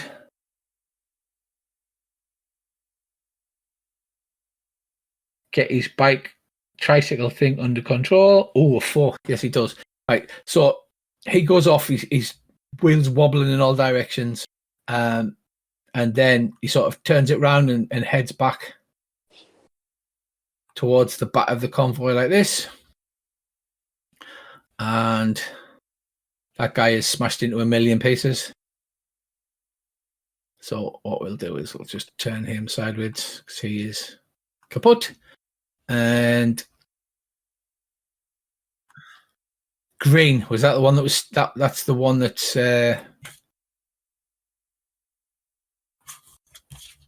It's got a dodgy connector. It's got a dodgy connector, doesn't he? So what I'm going to do is he's going to try and fall back like this so that the other guy can jump holding this kid onto the thing. But I'm going to give him a -2 on his roll. So this could be quite brutal for him and the kid, to be fair. Oh, well, that would be all right, because technically he's now in the gap between my APC and number 4. Yes, so this guy succeeds. So he just gets round behind there, and I'm going to give this guy a roll to see if him and the kid manage to jump over or whether he just pad kicks on the floor with the kid. I mean, it'll not kill them, to be fair, because like I said, they're not moving fast. Yeah, it's not the point. This is flashy. I'm going to give this a flashy at 0. Oh, I'm going to cut his nuts off.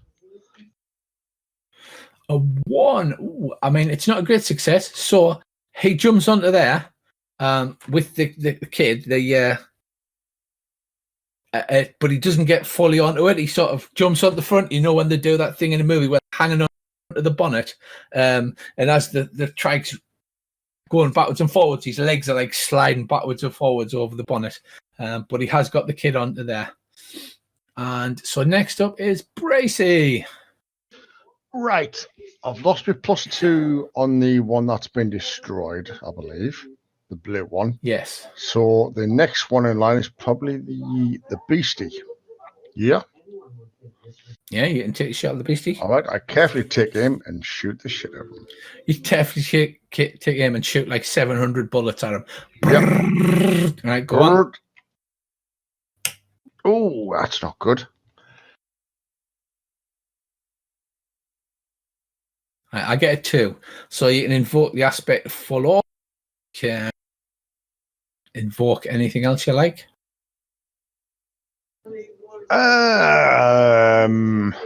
Yeah, okay. I'll spend a hero point. Right, so Andy, you're round to there, yeah? You've dropped back at the moment. Yep. There's the van. You've got one of them rabid blokes who is now facing off against. Right. Well, Earl and Davey, where were you? You said you were kissing Andy, so you're obviously in the cockpit with Andy. I've run over to kiss Andy because I am that kind of guy. So you're in the cockpit, and Davey is out on the back. In the cockpit. Right. So, Bracey, what you got? You invoking the? Yeah. Right. Okay. So you wipe him out. He disappears in a bloody shower of bone and blood, and number 4 moves up into position. And then finally, Earl, you're in the cockpit. I will kiss Andy and at the same time shoot at the guy who's over on the yellow one. You are, I'm afraid, give him birth. I don't know what you're going to say, but he's worrying me. No, you are in the cockpit with Andy. It's like a metal enclosed chassis. Can I so kiss him, lean out, and shoot the yellow one? Yes, so you kiss him, you open a hatch, and then you shoot the yellow one. Go on. Yeah, because I think that's the best way to do anything. But I want to give him a big puckered up kiss, not a little peck on the cheek. I would literally going to snog his right cheek. Right, okay. That thing is obviously doing weird things to Earl. Hey, I tell you, when we get back to 0-0, I'll be doing weird things to Earl. I'll lean back and casually shoot him. All right, go on then. I'm using flashy because that's flashy. Yeah, that's a 3 shift. So you're shooting the driver, or because the gunner's dead? The driver, because obviously that's more interesting. Right. And I am a man of love now. So you take the driver out, Earl. How do you take him out? Just through the head? Shoot with the back of the head, and then I go back and kiss Andy again. Right. Humped by an alien, I tell you what. I wouldn't recommend. I'll literally run over and kiss him on the cheek like a big snog, then lean out the window and shoot this guy in the back of the head, then come back and kiss him again.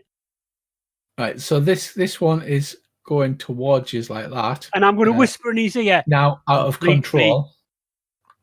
That one I'd at least demand a 20-year-old bottle of Lagavulin for that.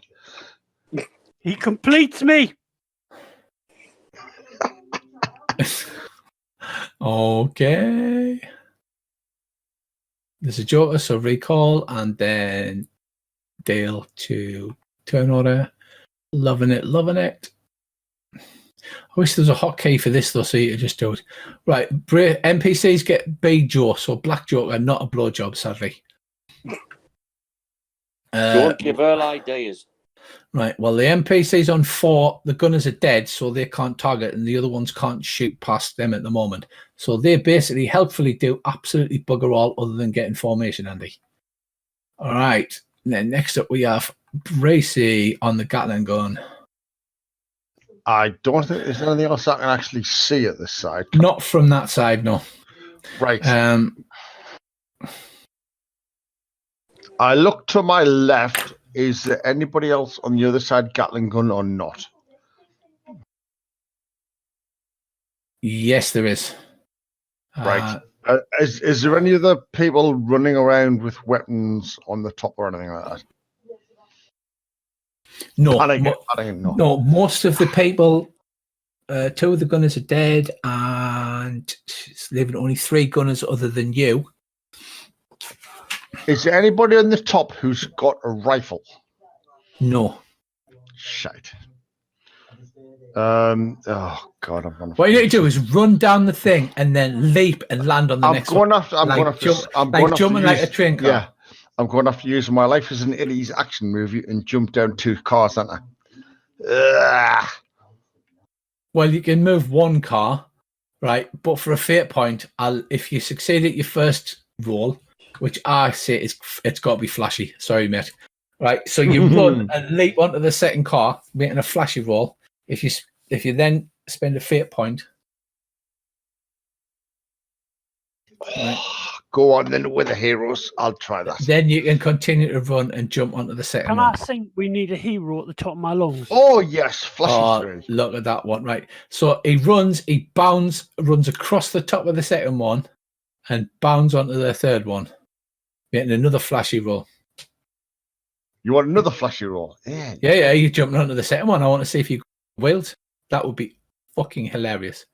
Right. So you do the thing where you make it. You run. You jump on top of the cab, but your feet land on the edge. So you sort of windmill your arms and go. But you do end your turn up on that one.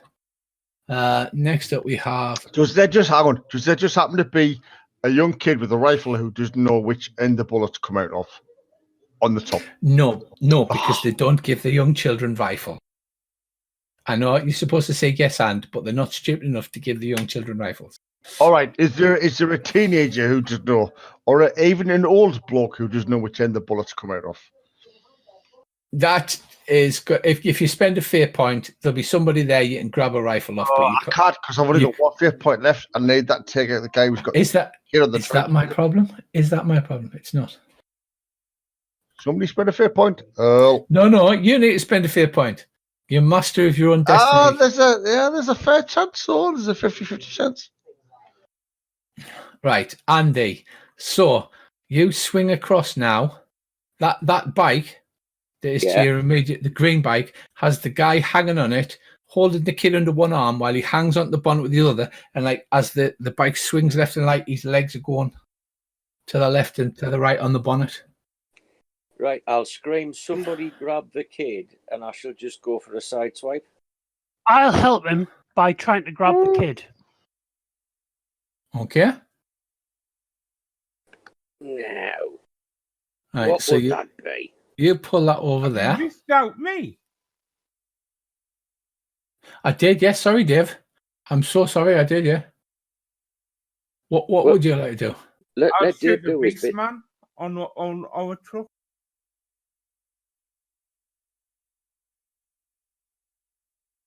Right, I'm just going to move Andy back over there. Earl's in the cab with him. Dave, you're on the back. The baseman's running up towards you, slavering, running at you.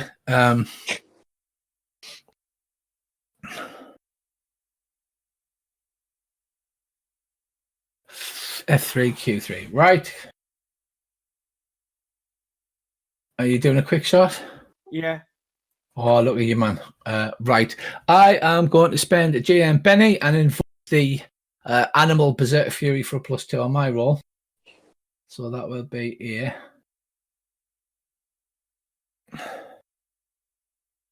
That's a 6.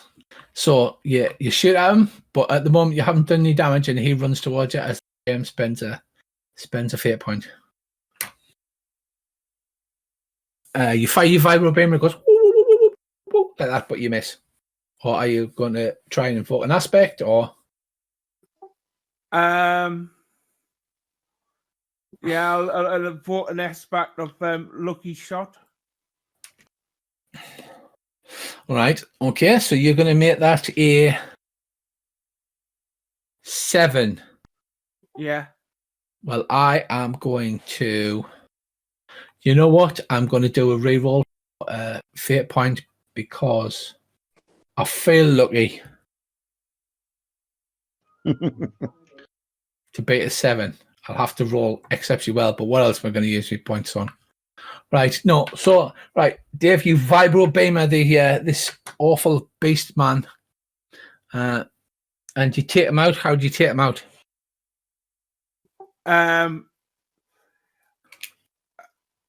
Yeah, I hit him in the head, just between the eyes. Right, so there's like that sort of vibration effect, and the skull just goes and explodes, and blood and brains splatter everywhere. Right, so we'll get rid of him, and next up we have Earl. I will finish kissing Andy, because that was great, and I'll lean out of the window again and shoot the other bike. Trike. The yellow one. The yellow one's now driverless and is slowly wheeling towards the back. Is there any that's still a danger?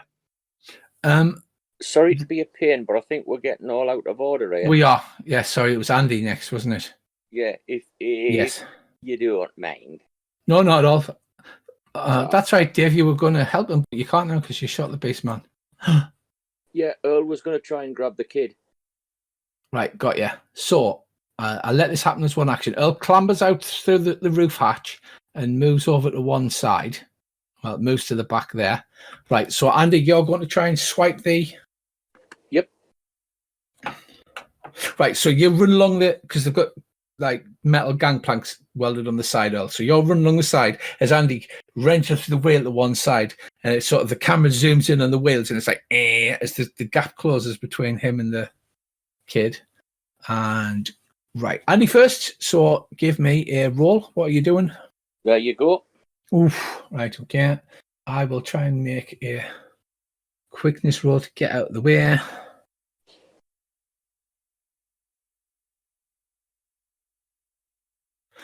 Oh, it's a bad one. Right, so the trike tries to swerve to the side, but there's a sickening crunch as the ATV plows into the side of it. Earl, you're going to have to make a quickness roll. The bloke on the front goes flying.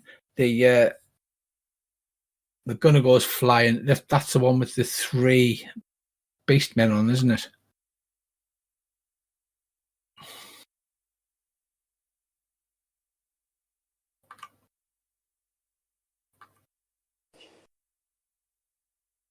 Right, I will try to enhance that by being quite fatey. I will really try hard not to be punched in the face by a flying body part. Right, so you lean outwards. The kid goes flying. There's that second of where it's in midair. Everything slows down. You reach down. You grab it with your free hand, and then you swing the kid round and haul him and throw him into the back. Think the little kid from Mad Max. I'll stand up and go, ta-da!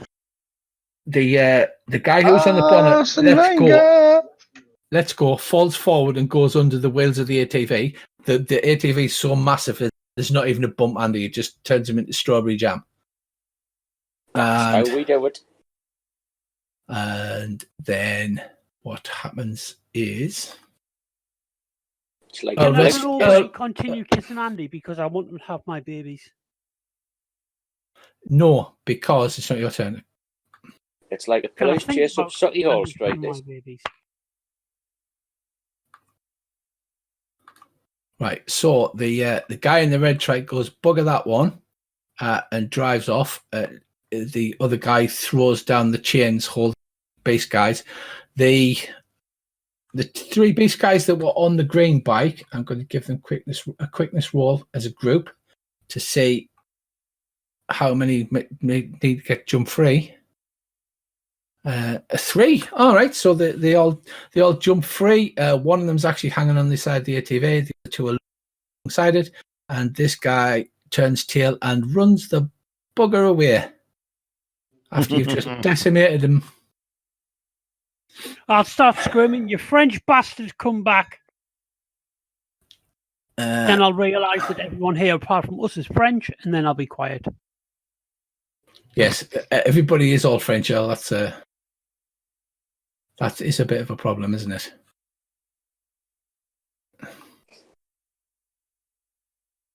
It's not my fault they're French. If it was up to me, they wouldn't be. But I'm not allowed to invade countries anymore. Napoleon was 6'4". Right, gangers on Ace. Yes, now it's my. Can I just wait a minute? This is important. Can I just tell you that once Napoleon was surrounded by rabbits and had to retreat into his coach? That is a true story. Yes, I've heard that one. It's true. Okay. Napoleon was scared of rabbits. Yeah, because wasn't he going to go hunting, and because all his friends were sort of a little bit frightened of, they'd got tame rabbits, and when he got out of his coach, all the tame rabbits went, "Oh, I wonder if he's got any food," and hopped over towards him. Yeah, and then he ran away in his carriage from rabbits. And they wonder why Wellington won, because he had boots. He won because he had the best boots. That is true. Right, as you ponder this, you dump the child down in the back, next to the van. This slavering half-human thing leaps over and starts to bite and claw at your flesh out. I'll bite and claw it back. He's going to attack you forcefully. I will bite him back forcefully. Ow. Oh, he gets a 6. I will defend myself by hiding behind Andy.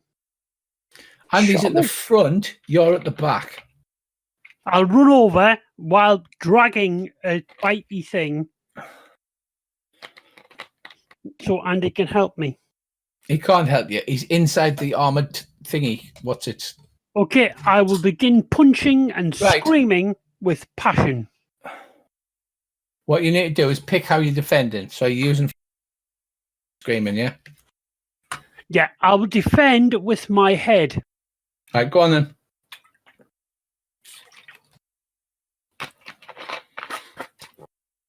I've told you before not to stick your head in a base man's mouth.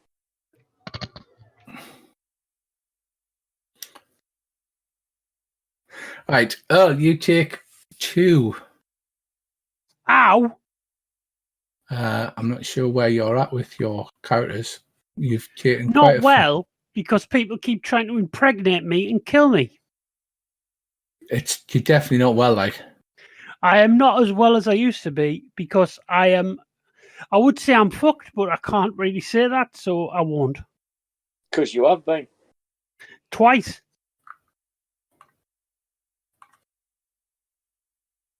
Poor Earl.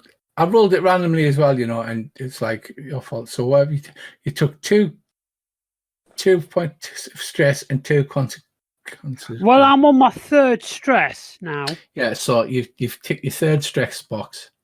So you're not taken out yet, but basically if you take any damage, it has to go as a consequence and you'll be taken out of the fight. I'm going to run and hide with Andy because he will protect me, for he is my love. All right. He's the father of my child. Beastman, he's going to try. Have to disconnect for 2 he's seconds. going to because try. there's a lot in my cable. Okay, he's going to climb up. Yes, right. He runs up and jumps on the front next to you, Dave, and he attacks you. He's going to attack forcefully. I'm going to quickly dodge. Oh, you only have to beat it 2.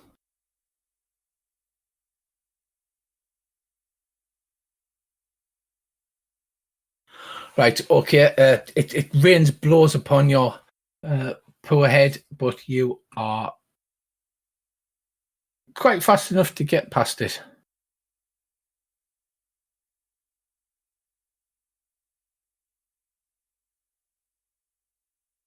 Right, this guy also jumps up on the roof, so you've now got 3 of you, and you're green, aren't you? Right, Dave. So he's also going to attack. The leap on you like wild animals, biting and clawing and scratching at your face. Like I said, they've got weird bone spurs. You have to beat 3.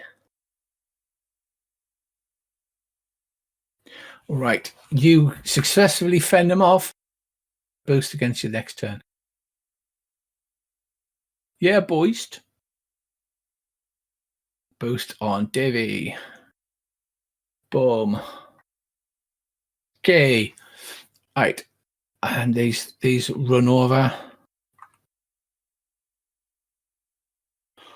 And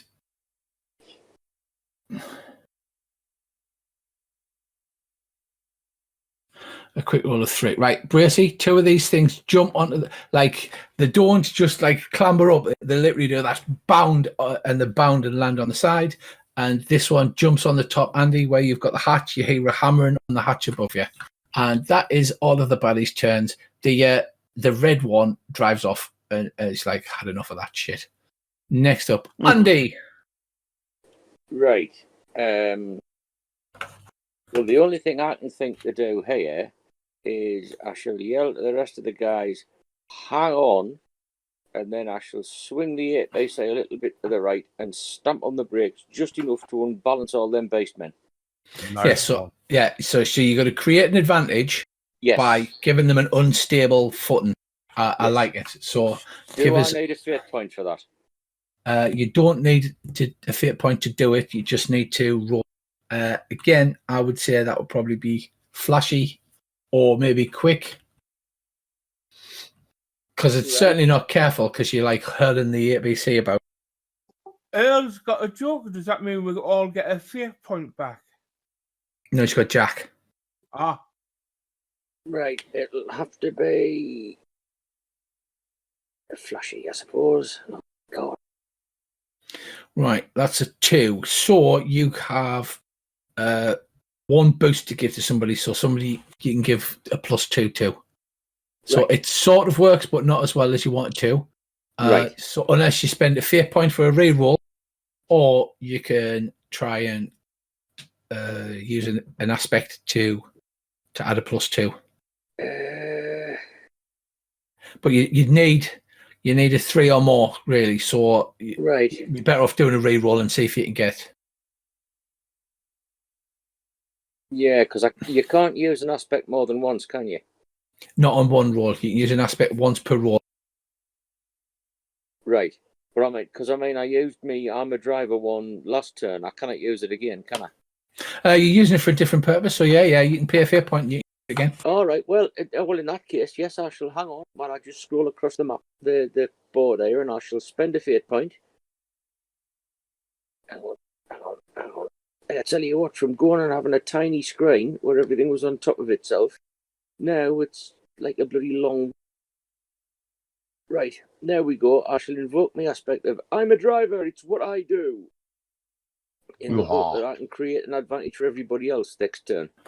Or this turn, or whenever. You create the aspect of unstable ground. The first person gets to access it for free. Mm-hmm. And then cough. And then anybody else can pay a fate point to ask. So it's an aspect location, right? So basically what happens is the first person to use it gets it for free. And then anybody can play a fate point to invoke aspect location, but you can also invoke something else. So if Dave's invoking a quick shot, it can then spend an extra fate point and get another +2. Do you know what I mean? Got you. Cough on right. Cough. Well, it Earl's up next, so it depends who uses it. The only thing I'm thinking, to be fair, is it looks like we've got 4 on our APC. Okie doke. Yeah. I'd love to tell you what I'd do, but I can't. No, well, you can't. Earl, are you back yet? I have never left. Right, so you're on the back. There's 2 beast men facing you now. Sorry, there's 2 fighting Dave. There's 1 fighting you. But Andy's gave you a free +2 bonus to the next person that wants to use it. But you have fate points, so you can also invoke other aspects. I will shoot him in the face. That sounds like a most excellent. He will try. He won't dodge it. He will just make a forceful roll to resist. In that case, I will use a fate point to make it really dangerous. You don't have to until you roll first, and then you can decide. So you can spend multiple fate points on the same roll as long as you invoke in different aspects. So you can get the free aspect that Andy's created for another +2, and then you can spend fate points to add another one.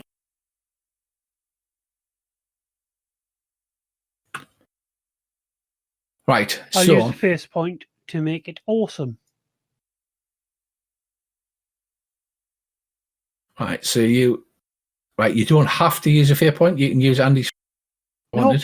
I will use a fate point because I make that awesome. That makes it +2, which means you're even. You need to do something else. You need to increase it again if you go and try and take him out this round. Anything I can do that? Like I said, there's Andy's got a free invoke there. You can take that. I'll use that invoke. Right, Gracie, he's had the invoke. Right, so you go to shoot him in the face. You have a short struggle, and then basically Andy bucks the APC violently to one side. He sort of loses his grip, and in the confusion, you manage to jam your gun under his face and you blow the top of his head off. Well, you vibrate the top of his head off, so he dies with a big smile. I was going to say, Andy, you should have just accelerated in the back of the 3rd APC. That would have knocked the 3 on yours off the feet and the 2 on mine off the feet. But I could have seen you doing that, so it was like, never mind. Right. That would have been very Mad Max, I have to admit. It did cross my mind, but I didn't then want to end up shunting your APC off the road. True, don't worry about that. All right, Davey. Always next turn. Davey. I'll shoot the nearest one in the head. Okay.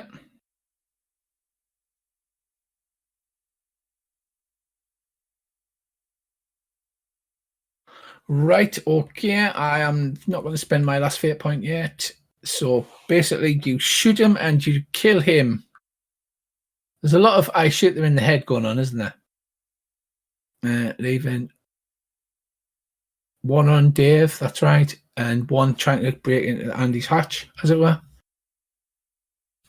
NPCs. See if they accomplish anything. I have a roll for them as a group. Oh, they do, actually. It looks like.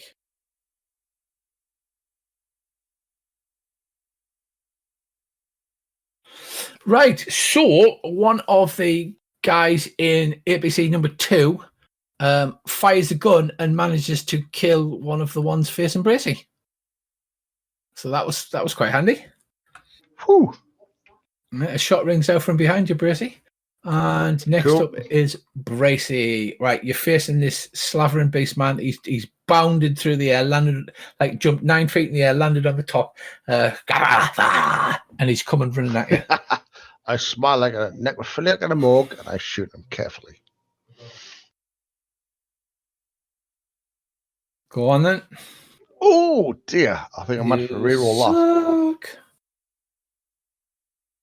Hey, I reroll that with my last hero point. Oh.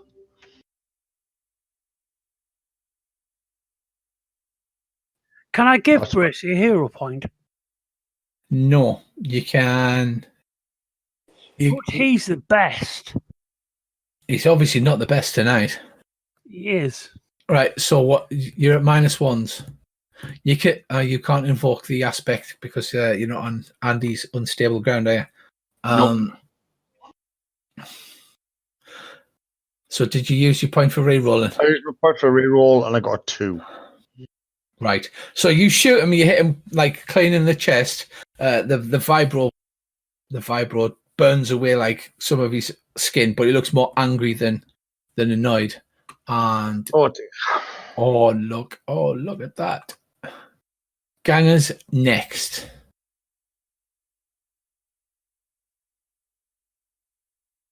Do you know I didn't put round, or did they go this round? They've already gone, haven't they? They went first. I've got a reroll. Yeah. Right. That was my mistake. So I will reroll.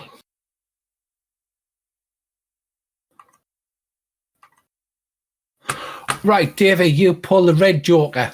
Everybody get a fair point on your side. Champion. I think I need it.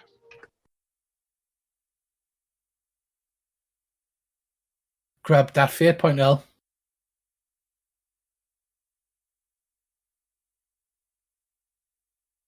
Right, Dave, you can go now, or you can wait till any time.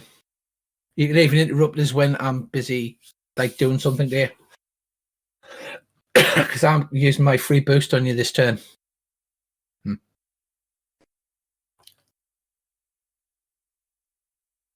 So, do you want to go now, Dave, or do you want to wait? Free boost. What's that? Do you remember there was a boost on you for attacking you?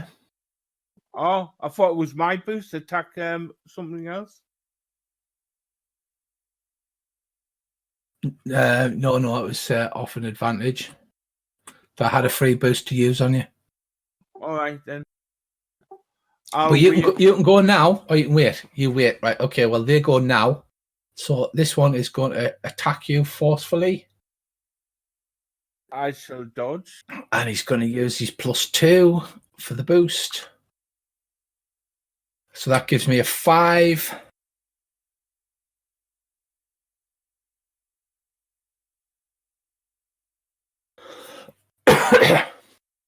So quickly dodge.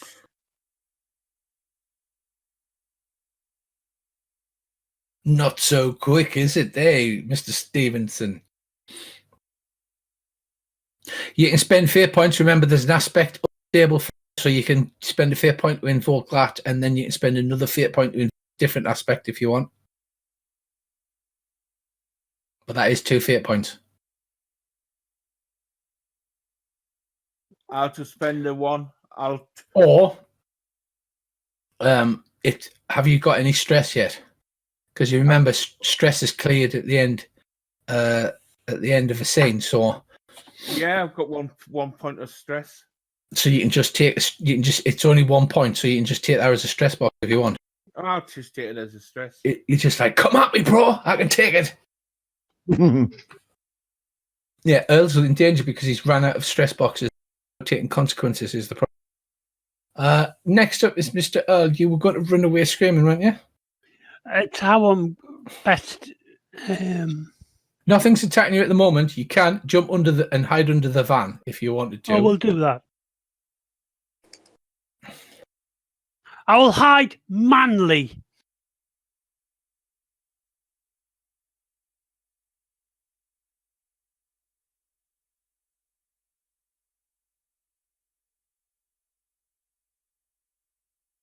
Right. So you're just hiding it for your turn. Is that it? Yeah. I'm ducking into cover. Okay. Andy, you're up next. Right. You know this one that's on the side of the vehicle next to me? Well, it's above you on the hatch. It's scrabbling, trying to pull the hatch up. Right. There's no chance it's going to get inside, is there? Is it? Unless it rolls some ridiculous forceful rolling, because like it is quite a rusty old bucket, so maybe the hatch hinge is not, as strong as it should be. So it would have to roll quite well, but it might be able to break it open, yeah. Right. Well, the only thing I can really think to do is to do what I did last turn and create an advantage for everybody else. Yeah. Right, Dave, did you want to go now? I was going to shoot that one on the hatch. That's trying to get at Andy. Okay. Right, go on then. Man.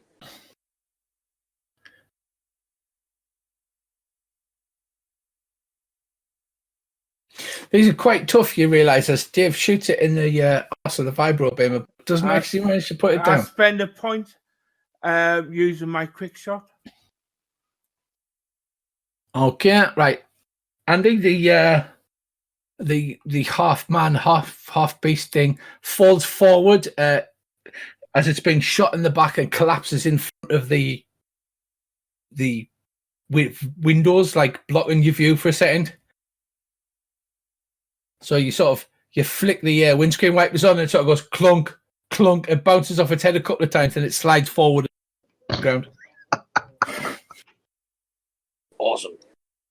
I'll piss myself laughing there because I have the vision of dunk, dunk, dunk, dunk, dunk. But it's lying there, it's dying because Dave shot it in the back, right? And Andy's like, his face is hanging right in front of the window and he just turns away and clunk, clunk, clunk. Just batting on the side of the head. Right, NPCs, can they do anything to help? They can possibly help Bracy out. Right, they're going to try and give you a help action, Bracy, by giving you cover and fire.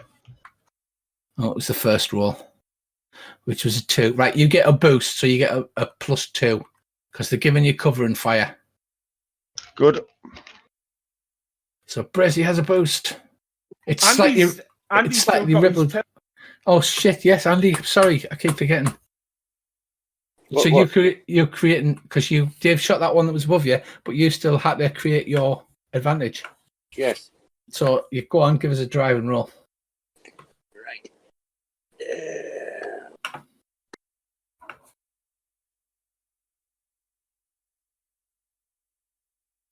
Right. So you have created a boost as well that you can give to anybody. Champion. So we have a floating boost from Andy. All right. Next up is Bracy. You've already got a boost, and there's a floating boost if Andy wants. Right. Can he wait to see if I need it, or did you have to spend it now? Yes. Yeah. No. You always roll first, and then you decide afterwards. Anybody who wants that boost can have it. I will carefully shoot the guy. Weirdness. Shoot him carefully in the face. I'm getting the rolls now. I love it. Right, so you need to get at least, well, if you use both the boosts.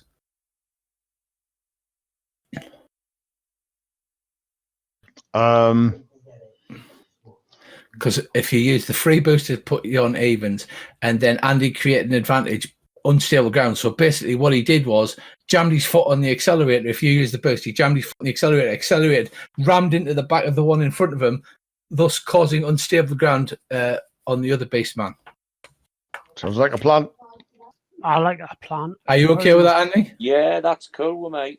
Right, so Andy slams into the back. There's a great shudder, giving Bracy an 8, and it falls forward off balance, and as it pulls itself upright, you shoot it in the face and kill it.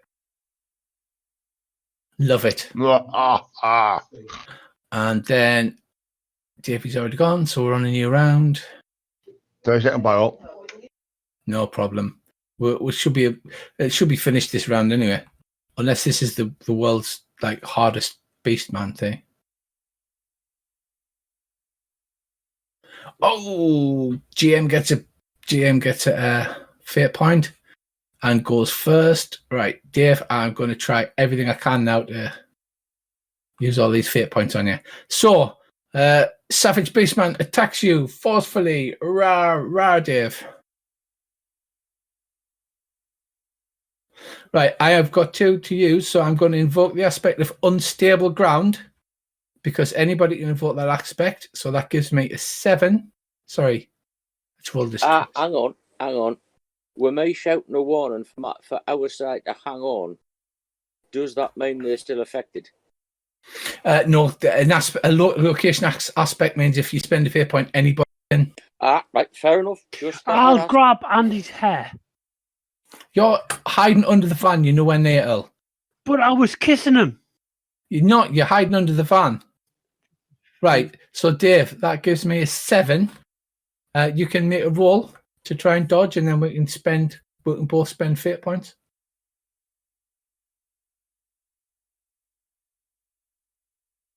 Right, so 4 points.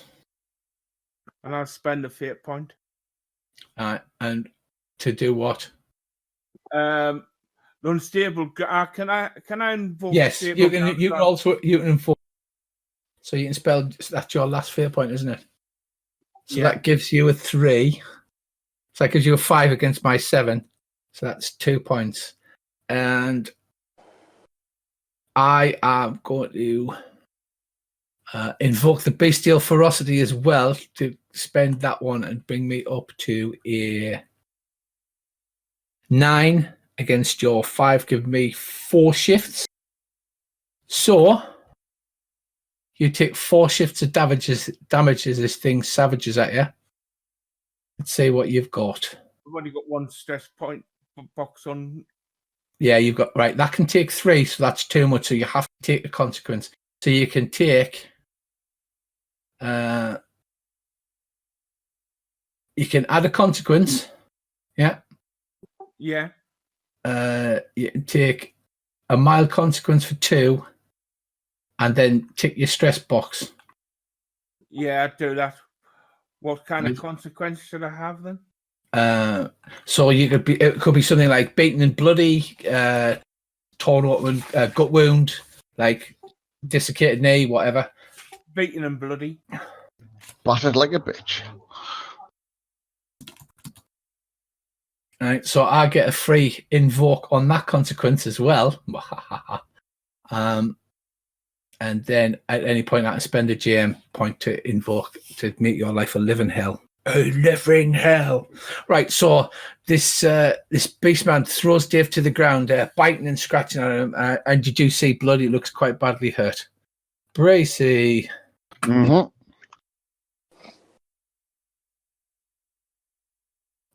Is this on the roof or the back part of the truck? You're on the roof, weren't you, Dave? Because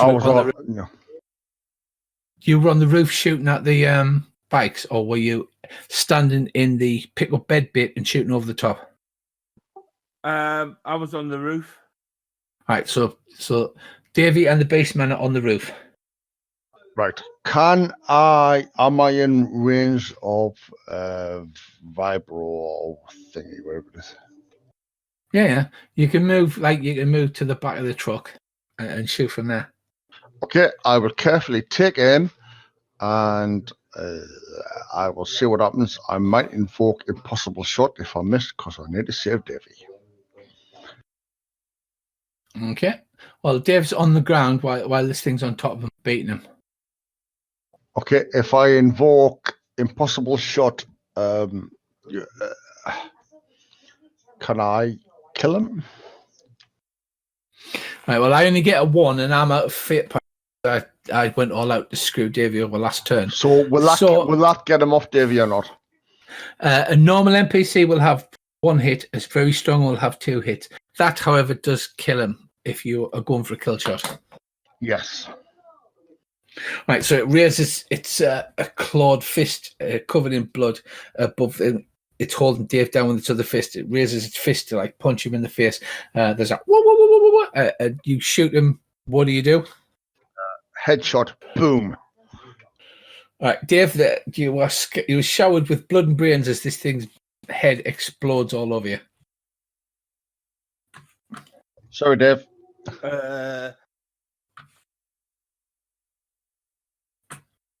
Right, and you have defeated the Mad Max type raider.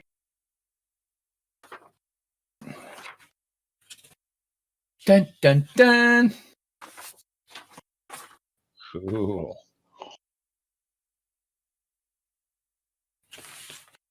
Right, the convoy pulls to a stop because you've killed all of the raiders, and there's a bike to salvage. So they use the crane to lift the digger into the salvage area. Actually, I found a really cool picture of the actual thing itself. I'm going to have this picture. So they salvage the bike. They lift it up using a crane, and then you continue on your merry way.